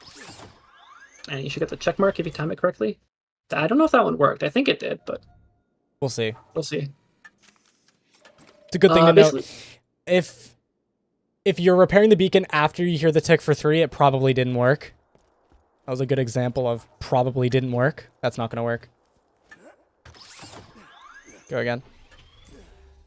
So you want to get the check mark for repairing the beacon, and then you want to leave the into the Holy Spirits. And you want to do this just over and over again. This is called Overlook Skip. What it does is skip the whole wave fight that normally occurs here. The idea behind it is that there's a failsafe in the game that if the beacon is broken 7 times, it will reach an invulnerable state. This is just to avoid having players get stuck, because it can be kind of difficult, especially in later playthroughs of the game, doing this area. So they want to make sure that you can't get stuck here. So they make the beacon invulnerable if it breaks 7 times. If you then, once it's invulnerable, if you then leave the map and come back in again, the objective will just complete, and you will have successfully defended the beacon without fighting a single enemy. So that's what we do here. It is much, much faster than actually doing the fight, even if it is kind of boring. But it gives us a good chance to stack buck up on the Axton, because there's not really a good place to do it later in the game, because we're so split up all the time. So yeah, timing the travel for this can be a little bit awkward. Like Decep said, as long as you interact with it while before the travel tick for 3 ticks over, then you should be alright.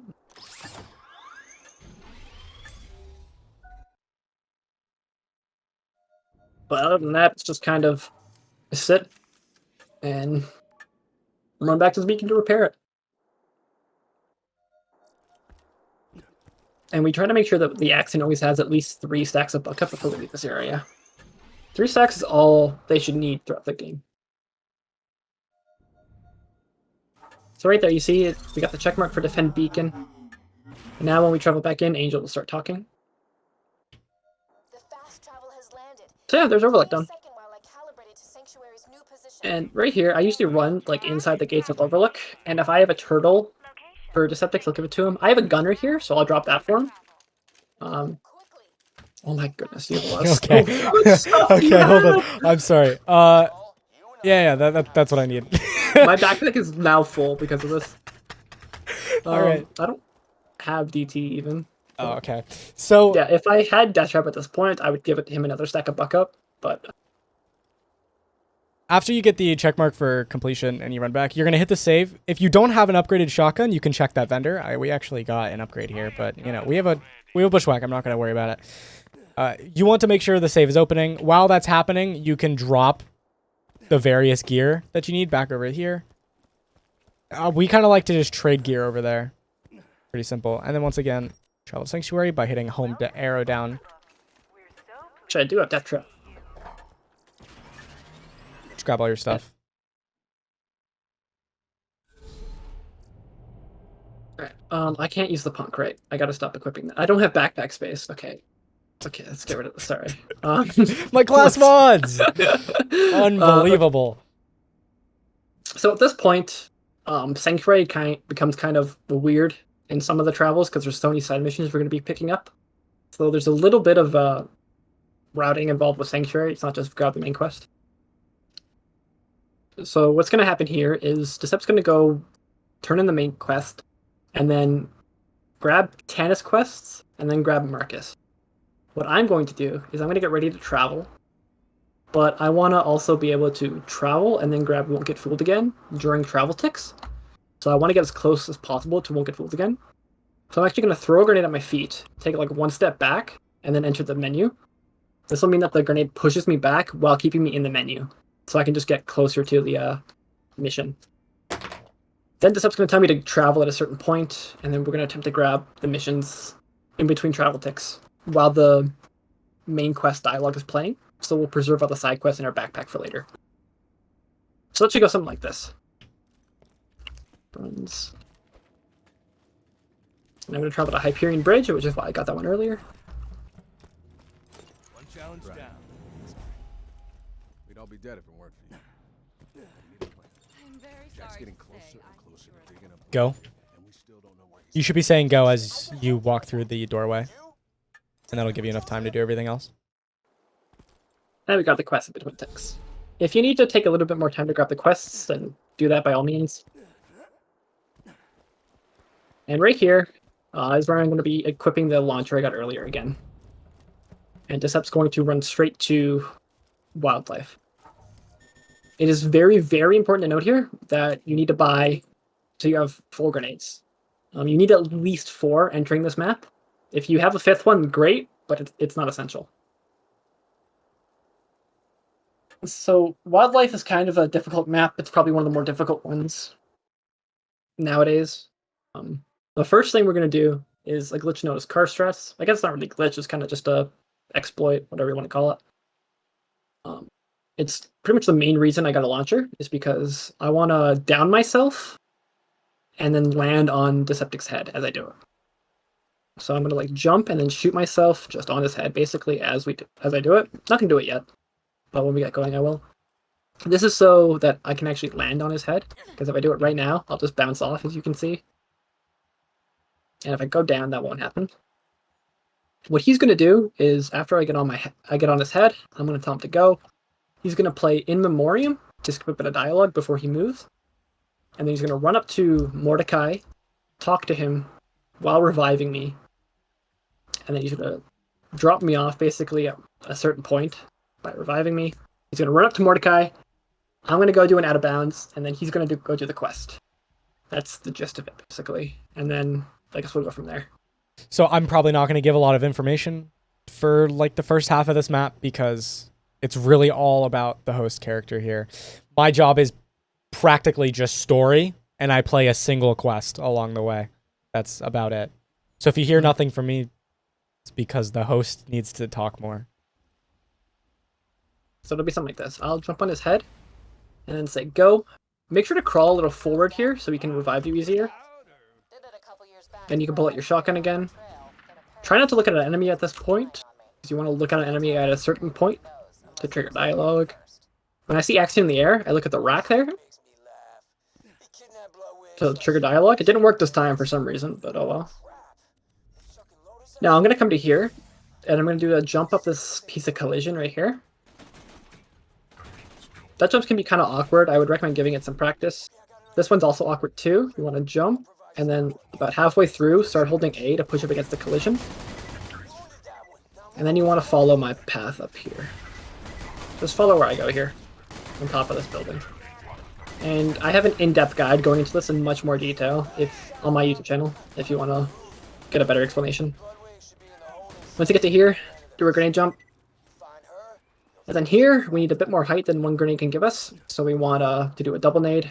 Throw one up, melee 3 times, look down, throw a second one. And that should get you up here. Do one final grenade, and then you're up here. Then you want to do this jump here, which is again really finicky. But give it some practice and you'll be good.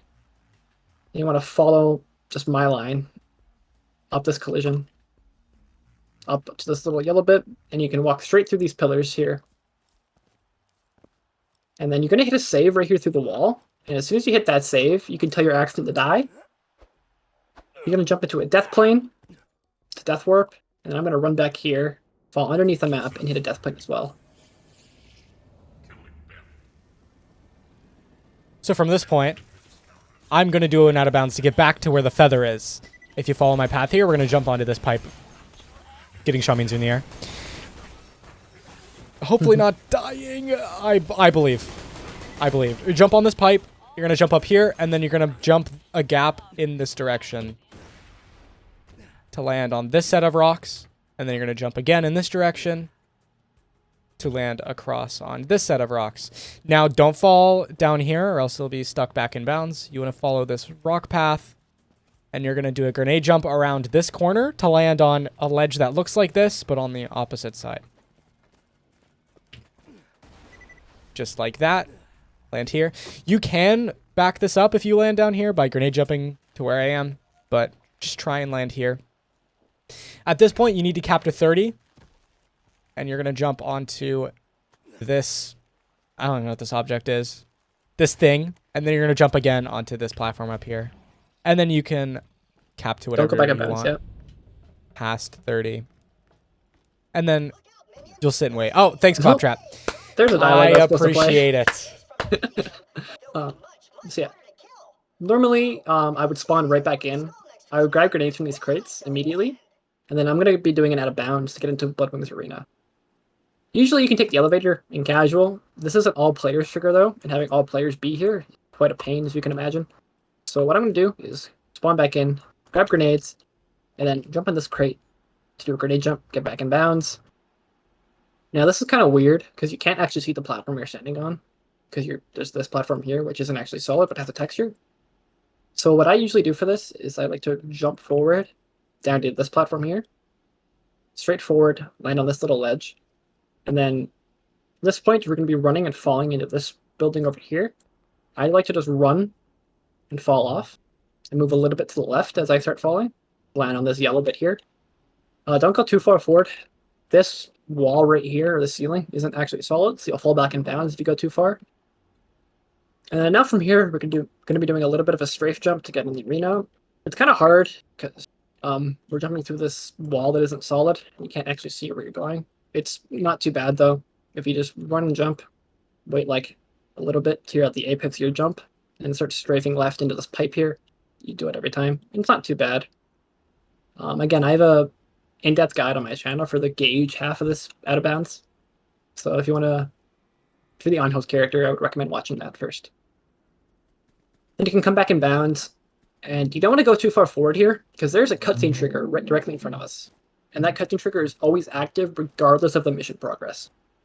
And that's very bad because if you run too far forward and trigger the cutscene early, then you will completely hardlock your game and will not be able to finish the run.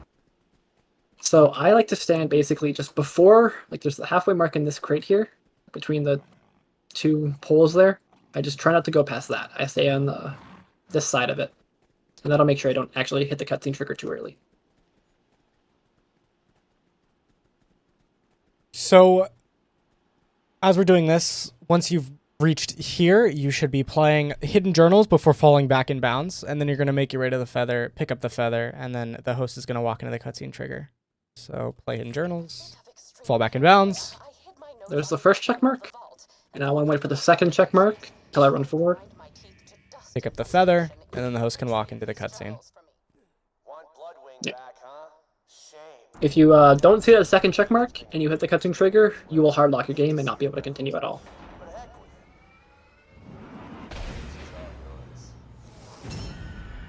it. So after this cutscene, I'm going to put on my Vlad and restack infinite ammo. Because I have a bushwhack now, with 3 shots instead of 2. Just give it up. So I'm going to shoot my Vlad until it consumes 2 ammo in a row. And once it does that, I can start stacking again. Just like that. Now I'm going to merge my 3rd sniper that I have kept. And now I'm going to start speccing into cooking up trouble. If you have a new shotgun at this point, you want to make sure the gauge has it. So if like the Axton has a shotgun, you can swap over at Overlook. But the gauge is going to be the one doing the fight here, so she wants the shotgun for this fight. So yeah, gonna be Bloodwing fight. You want to spam jump. Like once you hear Jack say like fire, you can start jumping. And then when you see Bloodwing like take damage like that, you want to stop jumping. So if he goes into her cycle, then start jumping again. And then when she like does her little animation of taking damage there, stop, then start again. This will just put Bloodwing in a, if the jumping makes it so Bloodwing will stop moving, so you can kill her easier.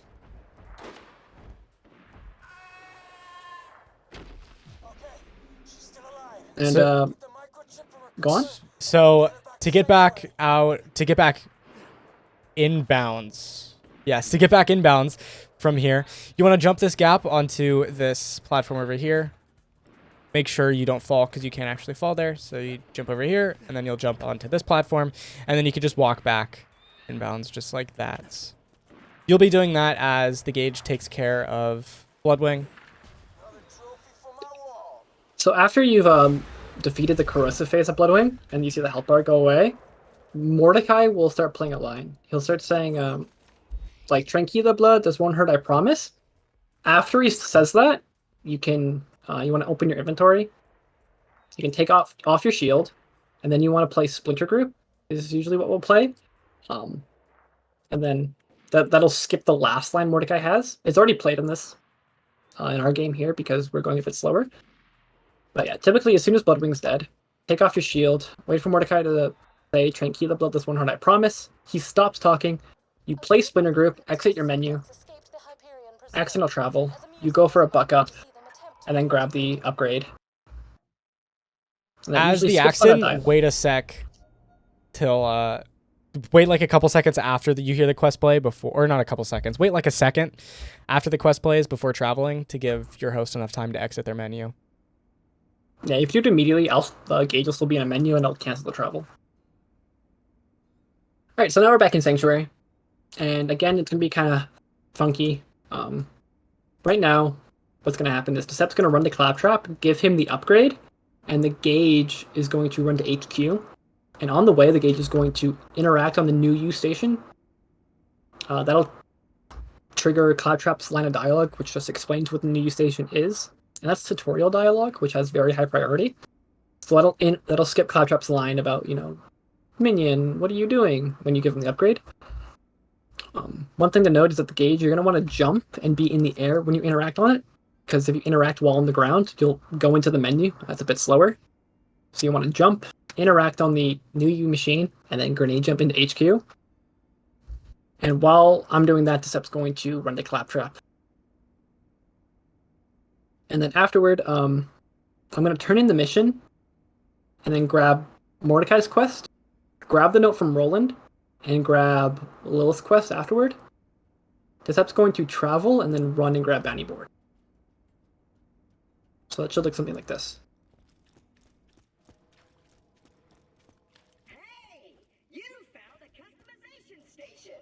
I'm going to travel once I hear Claptrap say points. And reset your skill points. That's not the right spot. Claptrap can get us through Hyperion Bridge. security field now. Take this note to 1,000 cuts. Oh, I messed up. Going to deliver That's fine. that It note to happens. the abandoned leader known as the Slab. I don't think we got the Bounty Board quest there, The Crimson Raiders. because I don't think Roland was talking. I didn't think ripping Yeah, we don't have good bad Mordecai. from limb in front of their loved ones was That's a okay. way to get into. Yeah, that's So- fine. We'll route around it. Right there, Roland has 2 lines, right? Right when you turn in the mission, he'll say, take this note to 1,000 cuts, which is a really short line. Typically, you grab Mordecai's quest underneath that line, and then grab the note from Roland, and that'll trigger the next line of dialogue, which also has high priority. And you grab Lilith's quest and the bounty board underneath that one. We messed it up a little bit, so we don't have the goods about the Mordecai for later use, but that's okay. We'll show you where to play it that we normally would, and then in your runs you should still have it. So we travel to Hyperion Bridge here. I'm going to equip my turtle shield, or equip my Vladoff rocket or my bandit launcher again, so I can down myself. At the start of this map, I want to play Mine on Mine as soon as I load in, A gang of lowlifes is out and then Decepticons can start running forward. Core Angel is at the top of that mountain. That's where the vault key's being held. Decep's just going to run through the map, On the other cliff. hit triggers along the way, and I'm just going to run to this cliff and do a death warp. Hopefully. I'm going to try and down myself before I die, though, and that'll preserve anarchy, which is why I put on the launcher. For this fight, you're going to get various different spawns, and then, more importantly, you'll get 3 badass marauders. Those 3 badass marauders are what you need to focus. So, I like to just sit down here, use my turret to hold some aggro up top. Actually getting very bad spawns here. There's the second badass marauder. At that point, your gauge should be here to help you out, to which you can then leave. The badass Goliaths don't need to be killed until the whole fight's over. So kind of just kill them while you're waiting for other spawns to happen. And take out like the ones that actually matter between the waves. And on the last wave, I'm going to come up here and focus these Goliaths first, and then focus the midget psychos that spawn. And then after the fight, you want to play Animal Rights when Brick is saying, "You killed some of my best men to get to me." During that line, play Animal Rights. And I'll skip the line of dialogue. After this cutscene, Decept's going to give Brick the note, and then I'm going to wait for him to start chuckling and play Won't Get Fooled Again. So he says, huh, play Won't Get Fooled Again, and then I'm going to drop the shotgun for Decept to dupe. It is absolutely essential that you play Won't Get Fooled Again here. Won't Get Fooled Again is very high priority, and so it skips this, like the 4 lines of dialogue that normally occur at the end of the map here, or at the end of the room here. And then I'm just going to grab my shotgun again from Decept. And now we both have the shotgun. And now we're trying to get Brick to the end of the map. So just kill the loaders as quickly as possible. And keep them moving. Nice terrain. I you have just proxy off literally the map? never done that.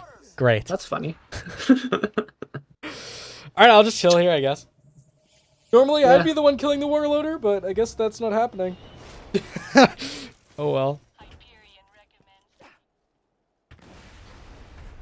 Right here, I'm going to do just a couple grenade jumps while Brick's moving, so I can check this chest up here. You don't have to. It usually doesn't have anything.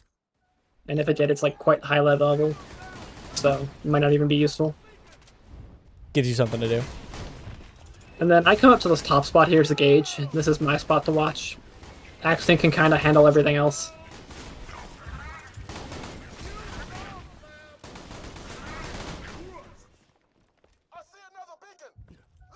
And I'm going to be putting all my points at this point into cooking up trouble. Try and fit some dupes in between waiting for Brick to walk between the beacons. You know, it's always nice to get crit whenever you can without losing time so that you have it when you need it. Right here, I'm going to body block Brick so he doesn't go to the backside here away from where he needs to be. We got a loader right where we want it to be, so we're not going to kill that one. We're going to leave it there so Brick focuses that guy, because that's closer to where he needs to be later. That's lost. And then I'm going to... Well, that's perfect. Usually I try to body block him so he stays closer to here. I got a turtle. Also, Wicked. once you hit level 15, put on your new amp. And So, you can be an checking extra the aside- vendor stations for new shields. At this Yeah, an point. extra aside for this fight over here, there's 9 spawns. So the 9th spawn is the last one before Brick will start leaving, which helps, especially when you're body blocking. At this point, I kill one badass, then say go. And that should give me enough time to kill the other badass while Unjust hits the final trigger in the map and gets another stack of buck-up. So yeah, right there. You saw me. I took off my shield, then entered the fast travel station, and then I fast traveled, summoned Death Trap on 4, and then I kept running backward towards Brick. There's a trigger you have to hit after killing the final badass. So Decept kills the final badass, and then I travel and then run into the trigger at the end of the map. If you don't hit that trigger, the mission will not be ready to turn in, and you'll have to go back to 1,000 cuts. So this Sanctuary is pretty simple, actually.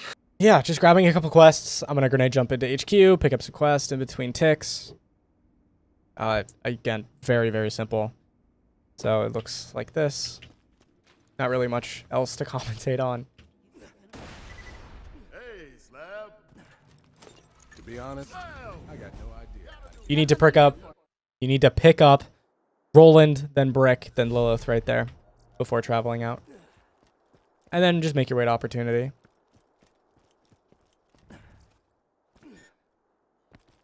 Got a new shield. This is a good vendor to check for shields in, if you have the time to. It has like level 17 stuff, which is pretty good. So this map is Opportunity. It is one of the quickest maps in the game. And there's info kiosks we have to interact on to copy Jack's voice that plays from them. And each time you play it, there's a line of dialogue that plays. And if you hit them in a certain order, you can skip dialogue. You have to hit them in a very specific way, though. So we'll do our best to explain it. On speedrun.com, I have a list of all the dialogue skips. I have notes for it, and the notes explain when to hit the buttons here. So if you need help with this dialogue skip, refer to those. But basically the idea is that Decept's going to run to the body double, kill the body double, pick up the pocket watch, interact on the info kiosk. I'm going to hit the info kiosk over here. Decept's going to hit the next info kiosk. I'll hit mine. Then Decept will hit his next one. I'm not going to hit mine at that point. When Decept hits the next info kiosk after that, I'll hit mine. And that should skip all the dialogue in the correct way. So it's Axton hits the first one, Gage hits hers. Axton hits his second one, Gage hit hers. Axton hits his third one, then his fourth one, and then Gage hits hers again. So it should go like this. To breach the final door to my chambers, you'll need to be Jack. I'm gonna That means passing a just keep Running grenade downstairs jumping. is pretty finicky, so slow yourself down for some help. Kill Jack here.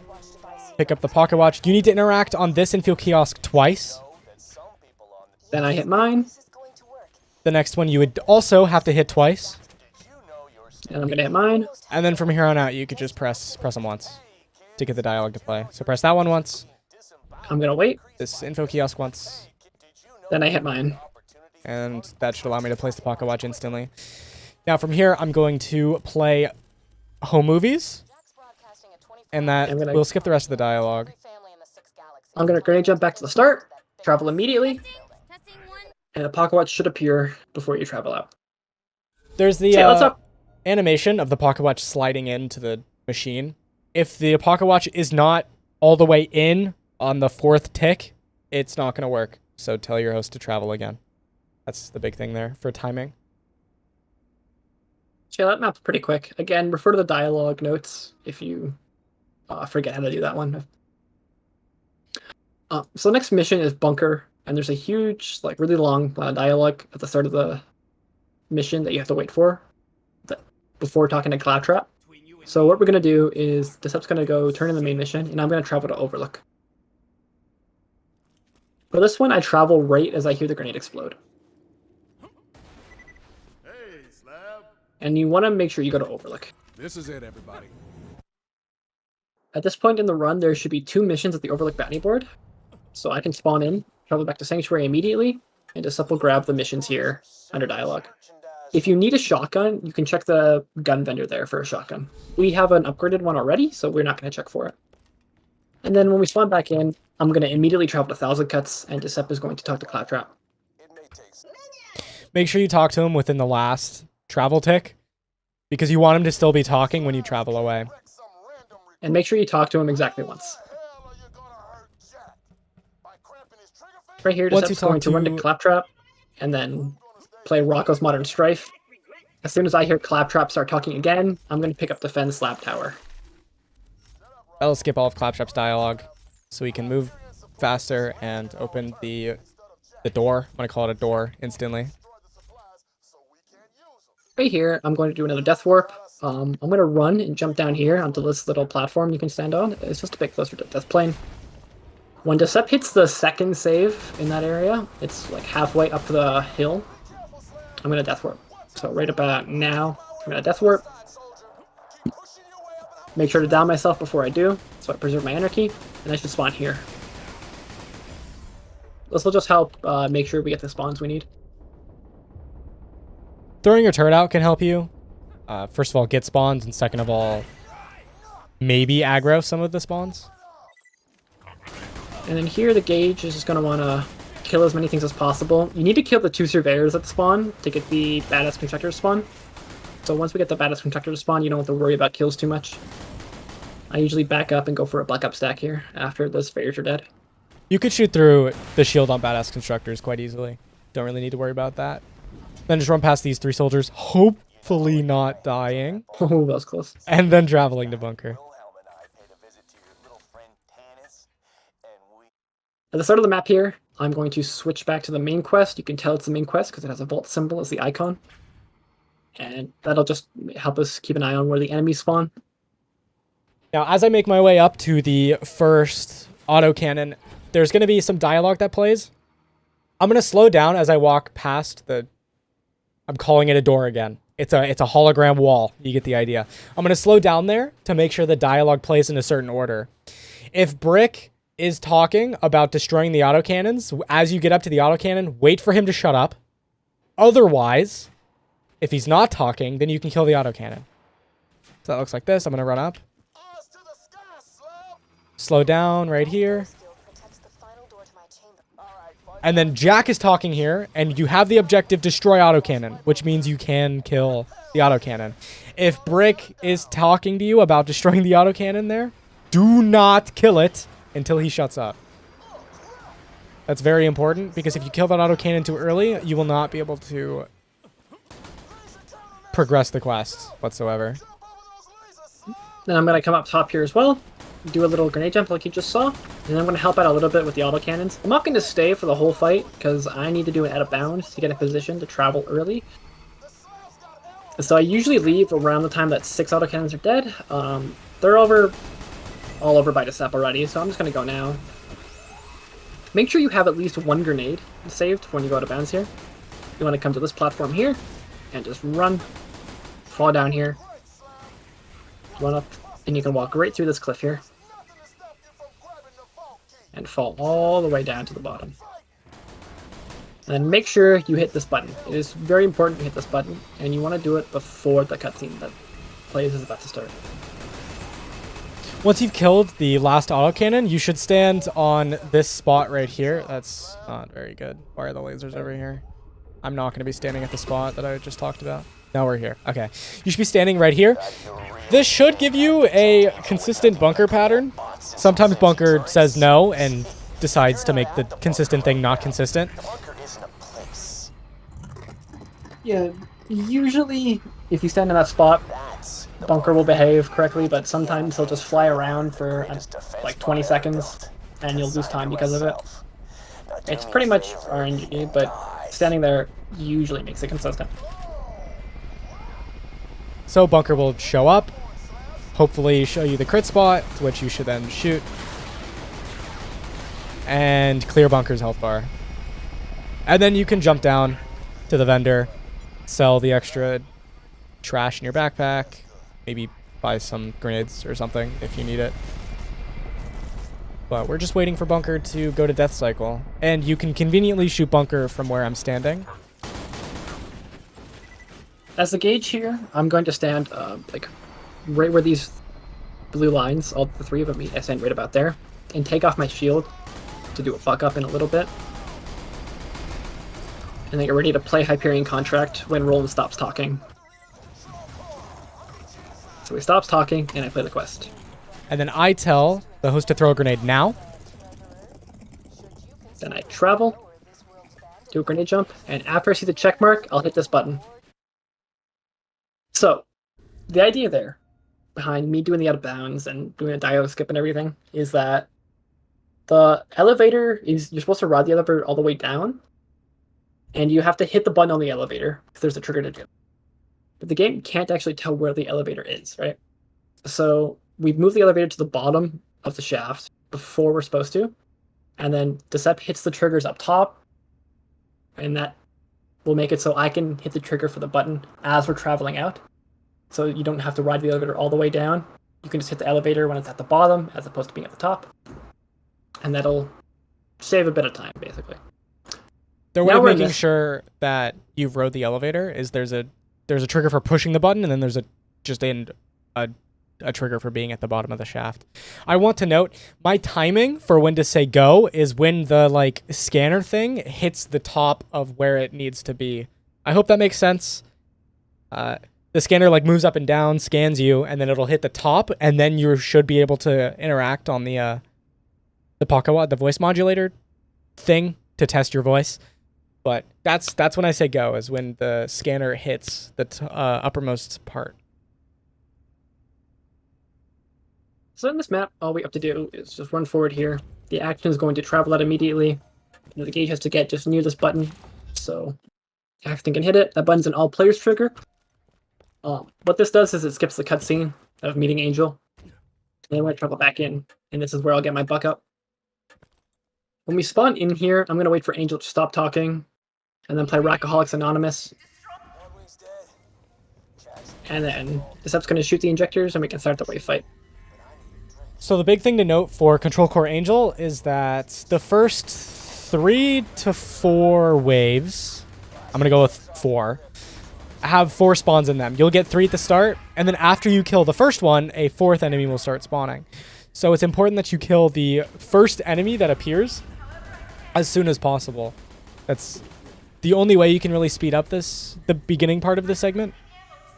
Is just looking at what enemy spawns first. I'm pretty sure it's the ion loader right here. So that you can spawn the 4th as soon as possible. And once you hit level 17, the gauge, you're going to want to start speccing into Unstoppable Force. This is a kill skill, which just gives you a better movement speed when you kill an enemy. Well, hello there, Loot. After this wave of spawns is when Roland's going to show up, and He's going to say his line of dialogue. When he stops talking, I'm going to play safe and sound. Up here! Need a hand? So after he says, hey, up here, need a hand, I play safe and sound. My most precious treasure. And I'll skip a bit of dialogue to get to the next wave a bit earlier. Head back to that city site, calling that It's the Gage's job here to make sure that the defense turrets are all taken out. Axton can't really do a whole lot of damage to them because they don't have a crit spot. So if you're ever going down to those, yell at your Gage. Oh, I have a new amp now. Heck yeah.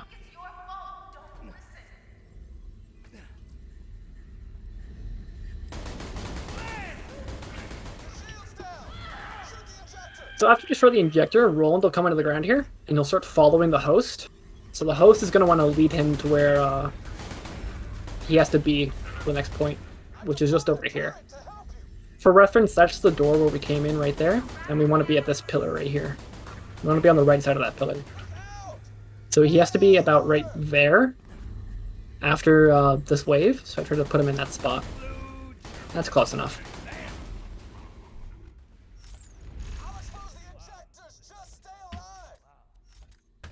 So if he's in any other spot around the map, he'll have to run all the way over to here and then start climbing up this. But if you put him in position early, he'll just do it immediately. There's really no intricacies to what the Axton does here. Just kind of duping in between waves, making sure you're killing enemies. You're the big damage dealer, so that's really your job. Except for turrets, because turrets don't have a crit spot. If you die to a turret, yell at your Gage. It's required. Yes, it is. It's required to complain if you die to a turret.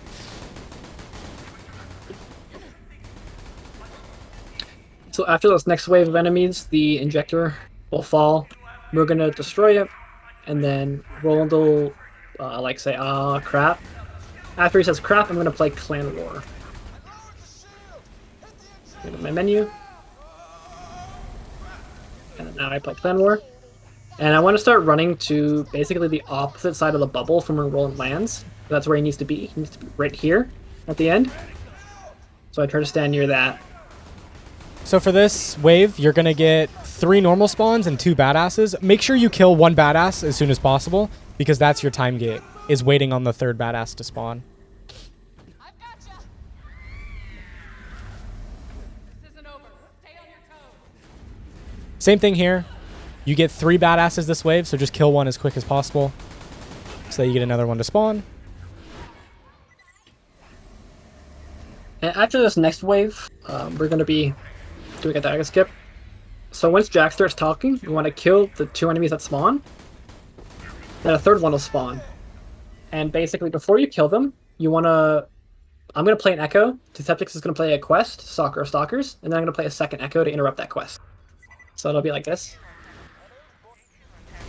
He kills the enemy, and then we shoot the injector. This again does a sequence skip, and then it'll skip the last little bit of dialogue. I'm going to give my Axton the launcher I had, so he can down himself too. If you don't have a launcher, then the Axton will have to use the Blood off. And then right when Angel's portrait goes away up there, I'm going to tell Axton to go. And then I'm going to turn in everything texture. So, one quick thing to note there is for that dialogue skip, the way it has to work is the echo has to be played, the first one, then Stalker of Stalkers gets played, and then once the Gage hears Hammerlock talking, play the second echo, and that'll achieve the quest or the sequence skip. If Lilith is talking at all, if she teleports and says whatever line, some random line she can say, then that'll mess it up.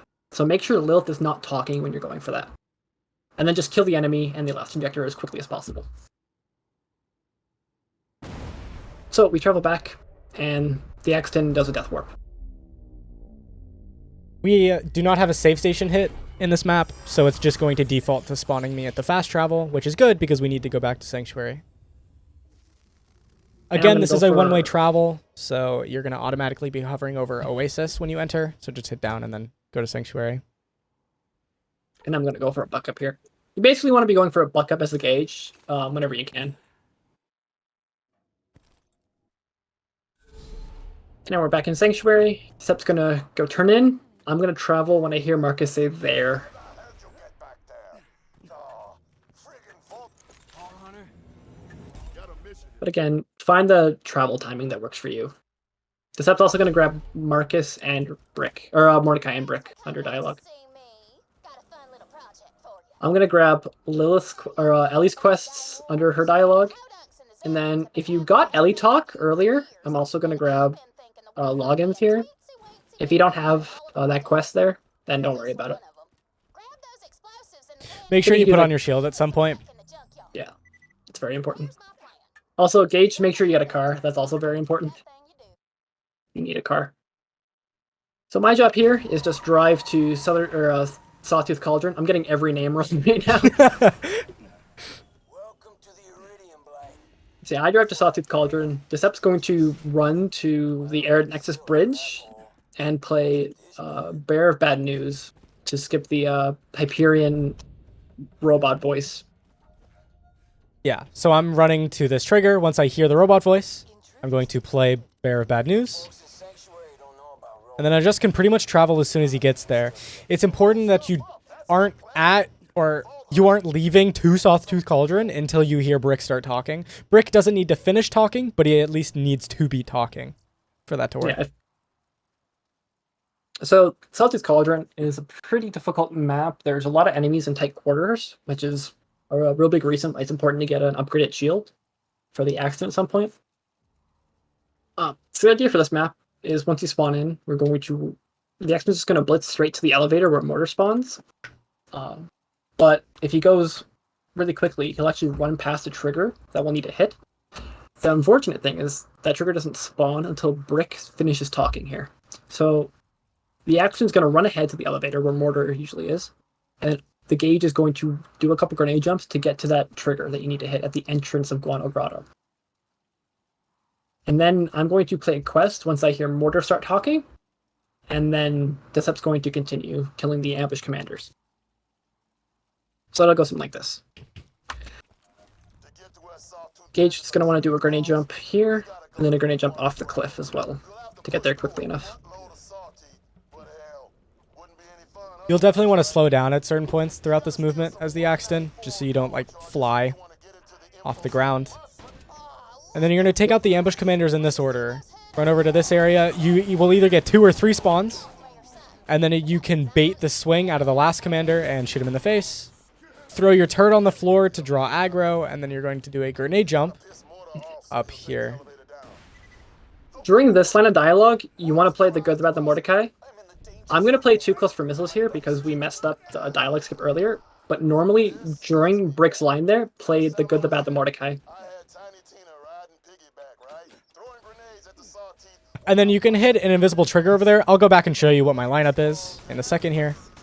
But I need to make sure I get the sequence skip to work just by killing Boombringer. And when you see the check mark, you should be good. My lineup for this is the trigger is above this texture rock right here. If you jump from here, you'll hit it. So what I like to do is just line up my corner like this and jump like that. And you should hit it 100% of the time like that.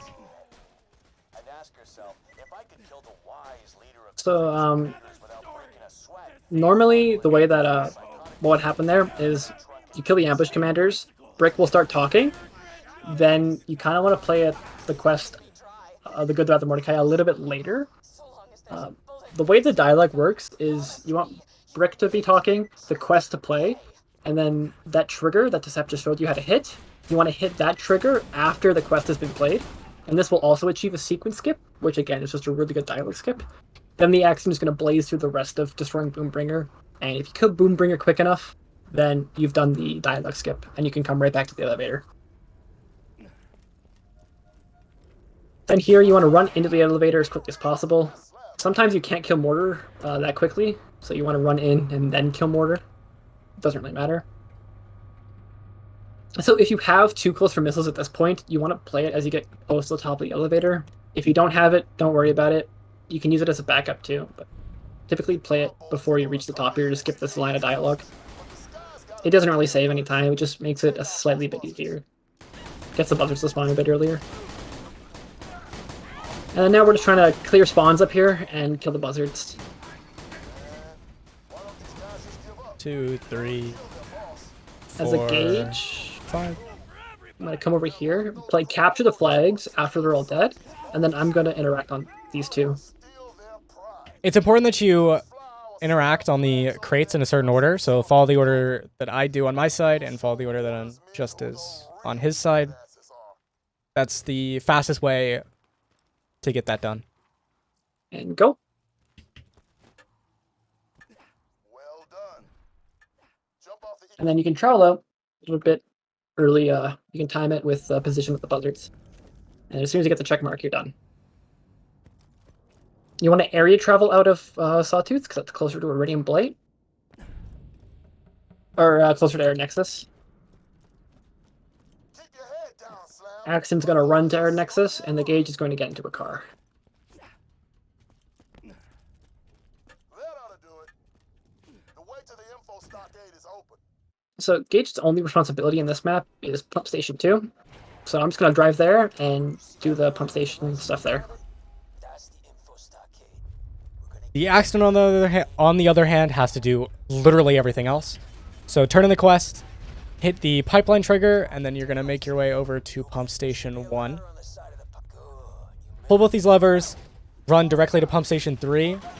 While you're on your way to Pump Station 3, try and aggro as many spawns as possible, because you do not want your gauge to get spawns. It'll make their life much easier if they don't have any spawns at Pump Station 2. Otherwise, pretty much just running through like normal. Overload Pump Station 3.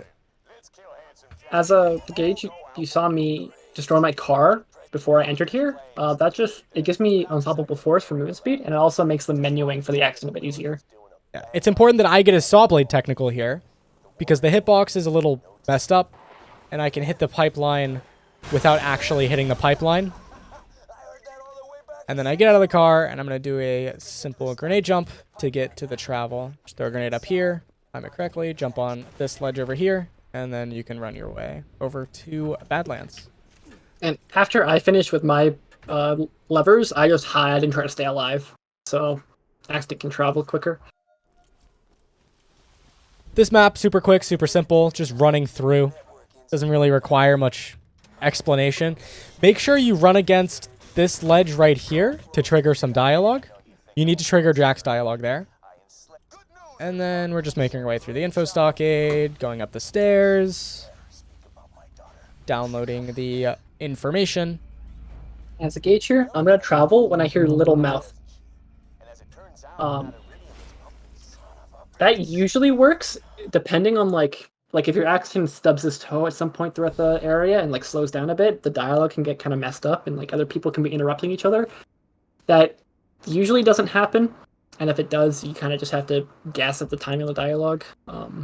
But more or less go on little when Jack says Lilith has quite the little mouth on her, and that should work. So here's the last sanctuary of the run. Much like the one we did following Overlook, I'm going to throw a grenade at my feet and enter the fast travel station. I am going to be doing Won't Get Fooled again, but I'm actually going to be completing the mission. I'm going to be accusing one of the guys after Mordecai starts talking. That's going to skip his line of dialogue, and then Disup's going to talk to Claptrap right before we leave. So he's going to run to HQ, turn in the main story mission, and then when he jumps out of it, basically he's going to tell me to go. I'm going to travel to Iridium Blight, and then go talk to the guys to accuse, and Disup's going to talk to Claptrap. So like something like this.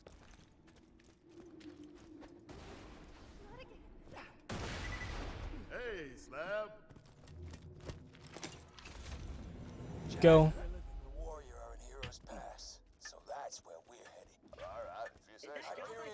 On that travel there, the travel timing is only just so you the Axton, has enough time.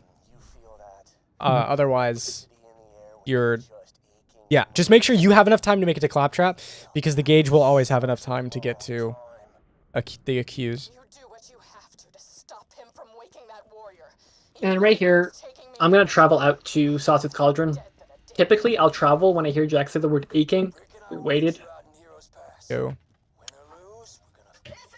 the word aching might not be the best timing for you guys if you're running this, but find a timing that works for you again, and you can get better and better at them as you get going. Just make sure you talk to Claptrap before traveling out. Yeah, after you talk to Claptrap, there's a move trigger he has, and he takes so long to get to where he needs to go. So it is actually quicker to wait out the 8 seconds of the blue tunnel plus the travel timer, and then run all the way back. And now is when I'll get into a car and come join Deceptics. So the beginning of the door fight is pretty simple, thankfully, because you don't have any help here. You're going to get 2 spawns on both sides. Make sure you clear one as soon as possible, which will then make another spawn happen. Take out the other one. Take note of where your 3rd spawn is going to be located. Clear out the 3rd spawn, and then kill the 4th one. Now we're just waiting for some dialogue. You can spend some time duping if you still feel like you need crit damage. Otherwise, you're pretty much just chilling out until you get more spawns. Yeah, so there's a few things to note with this fight is that it's kind of hard to kill the surveyors, especially if you don't have such a good shotgun like we do. So typically what we do is we'll wound one of the loaders that spawn on the outside of the map, typically the ones that spawn here or here. The surveyors can't actually spawn enemies that spawn from the middle here. They can, but only under rare circumstances for some reason. So we wound one of the loaders in the extremities and then leave them alive, so the surveyors will, perch to repair them. That's usually the best way to take them out. Otherwise, you just kind of have to hope you can hit them. Also, once the turrets spawn here, I come up to this side, Decept goes up to the other side, and you can actually run real close to these turrets here and actually get your gun through the shield they have and kill them. The turrets don't really help clear out enemies once they're on your side, and they can really hurt you if they're shooting you down. So we just take them out to avoid that. Right there, I wound a loader, and you can saw that surveyor came in to heal it, and I can kill it really quickly.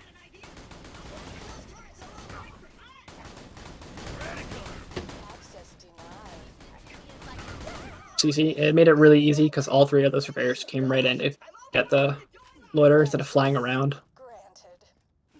Depending on your shotgun, if you have a really bad shotgun, you might even want to leave the surveyors alive till the end of the wave, because if you have a really hard time killing them, then you might want to get fewer of them. So if you keep killing the surveyors, you'll get more of them to spawn probably, and if you leave them alive, then you'll get fewer. So if you're having a really hard time with them, just wait till the end of the round to kill them. End of the wave. But other than that, you just clear spawns as quickly as possible, and that's door fight. Once door fight's done, I'm going to be coming up near the turret, doing a couple grenade jumps like so, to get to the door a bit earlier. I'm going to make my way back to the fast travel so I can pick up the bounty board quests to skip a line of dialogue coming up. So I'm going to wait here, and when I hear the word with, I will destroy Handsome Jack with. I'm going to travel. I grab the quests on tick number 3, and then that should skip Claptrap's dialogue and allow you to continue alone. If Claptrap, for some reason, decides to not give you the check mark, the way you fix this is by traveling back and running up against the door again, which will trigger his dialogue. You do have to sit through the rest of it again, which is kind of unfortunate, but it at least allows you to finish. Yeah, so you want to make sure you get the check mark at the end of the map. If you're unsure if you got it or not, you can just open your menu, hover over the main quest, and if it says continue alone, you're fine. If it says follow Claptrap, you're not.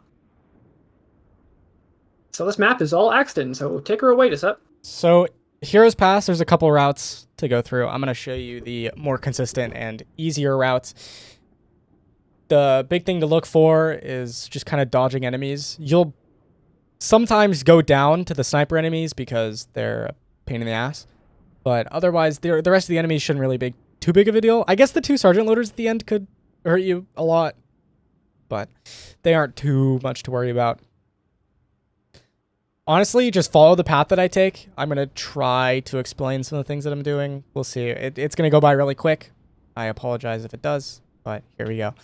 Running ahead, I'm going to hug the left side of this crate here. And then not jump, but just sprint off that ledge. Jump across this gap because the bridge, while it looks like it exists, it doesn't. Gonna jump over here and grenade jump onto this platform to get past this wall. And then I'm just going to run through the map this way, clearing this gap right here. And then hopefully the sergeant loaders don't kill me as I make my way to the end. Just like that.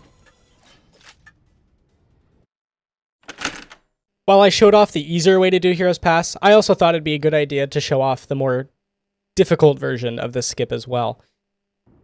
Just like with Bloodshot Stronghold earlier in this run, I would suggest keeping with the strat that I showed how to do earlier, and then maybe implementing this way later on when you're more comfortable with it. Because again, this version is going to be much more challenging than the version I showed in the tutorial. Our objective here is to jump from this location to land on this rock and then jump again over here. There's actually 2 invisible platforms over here, and you're attempting to land on the one that's further away from you.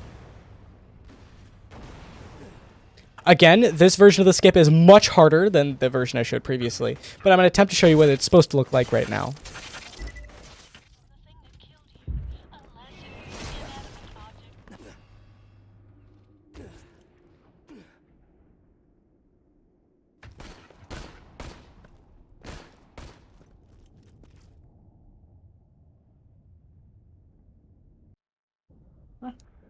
Vaults is also pretty simple.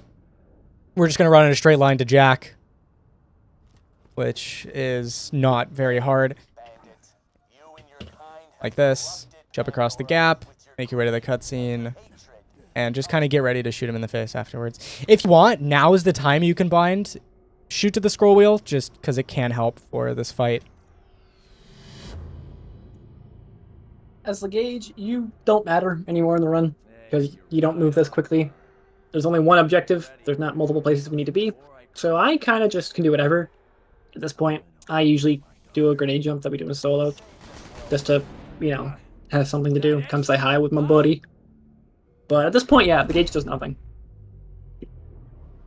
No! The key's charged! I'm not dying yet. I guess technically the gauge should come up to where the vault key is, because then you can, like, interact on it a little bit quicker, maybe. But it doesn't really matter. Greatest helium power Pandora has ever seen. And it's mine to control.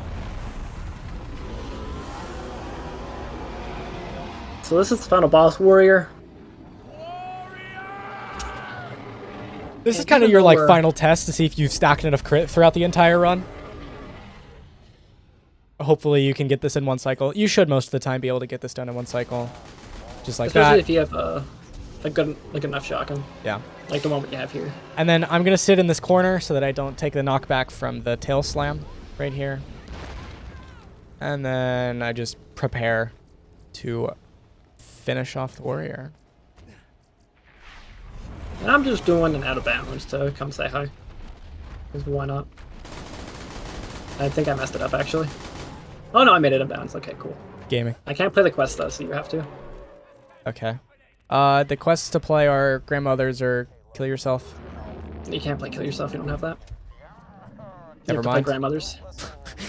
I gotta call the moonshot as quick as possible.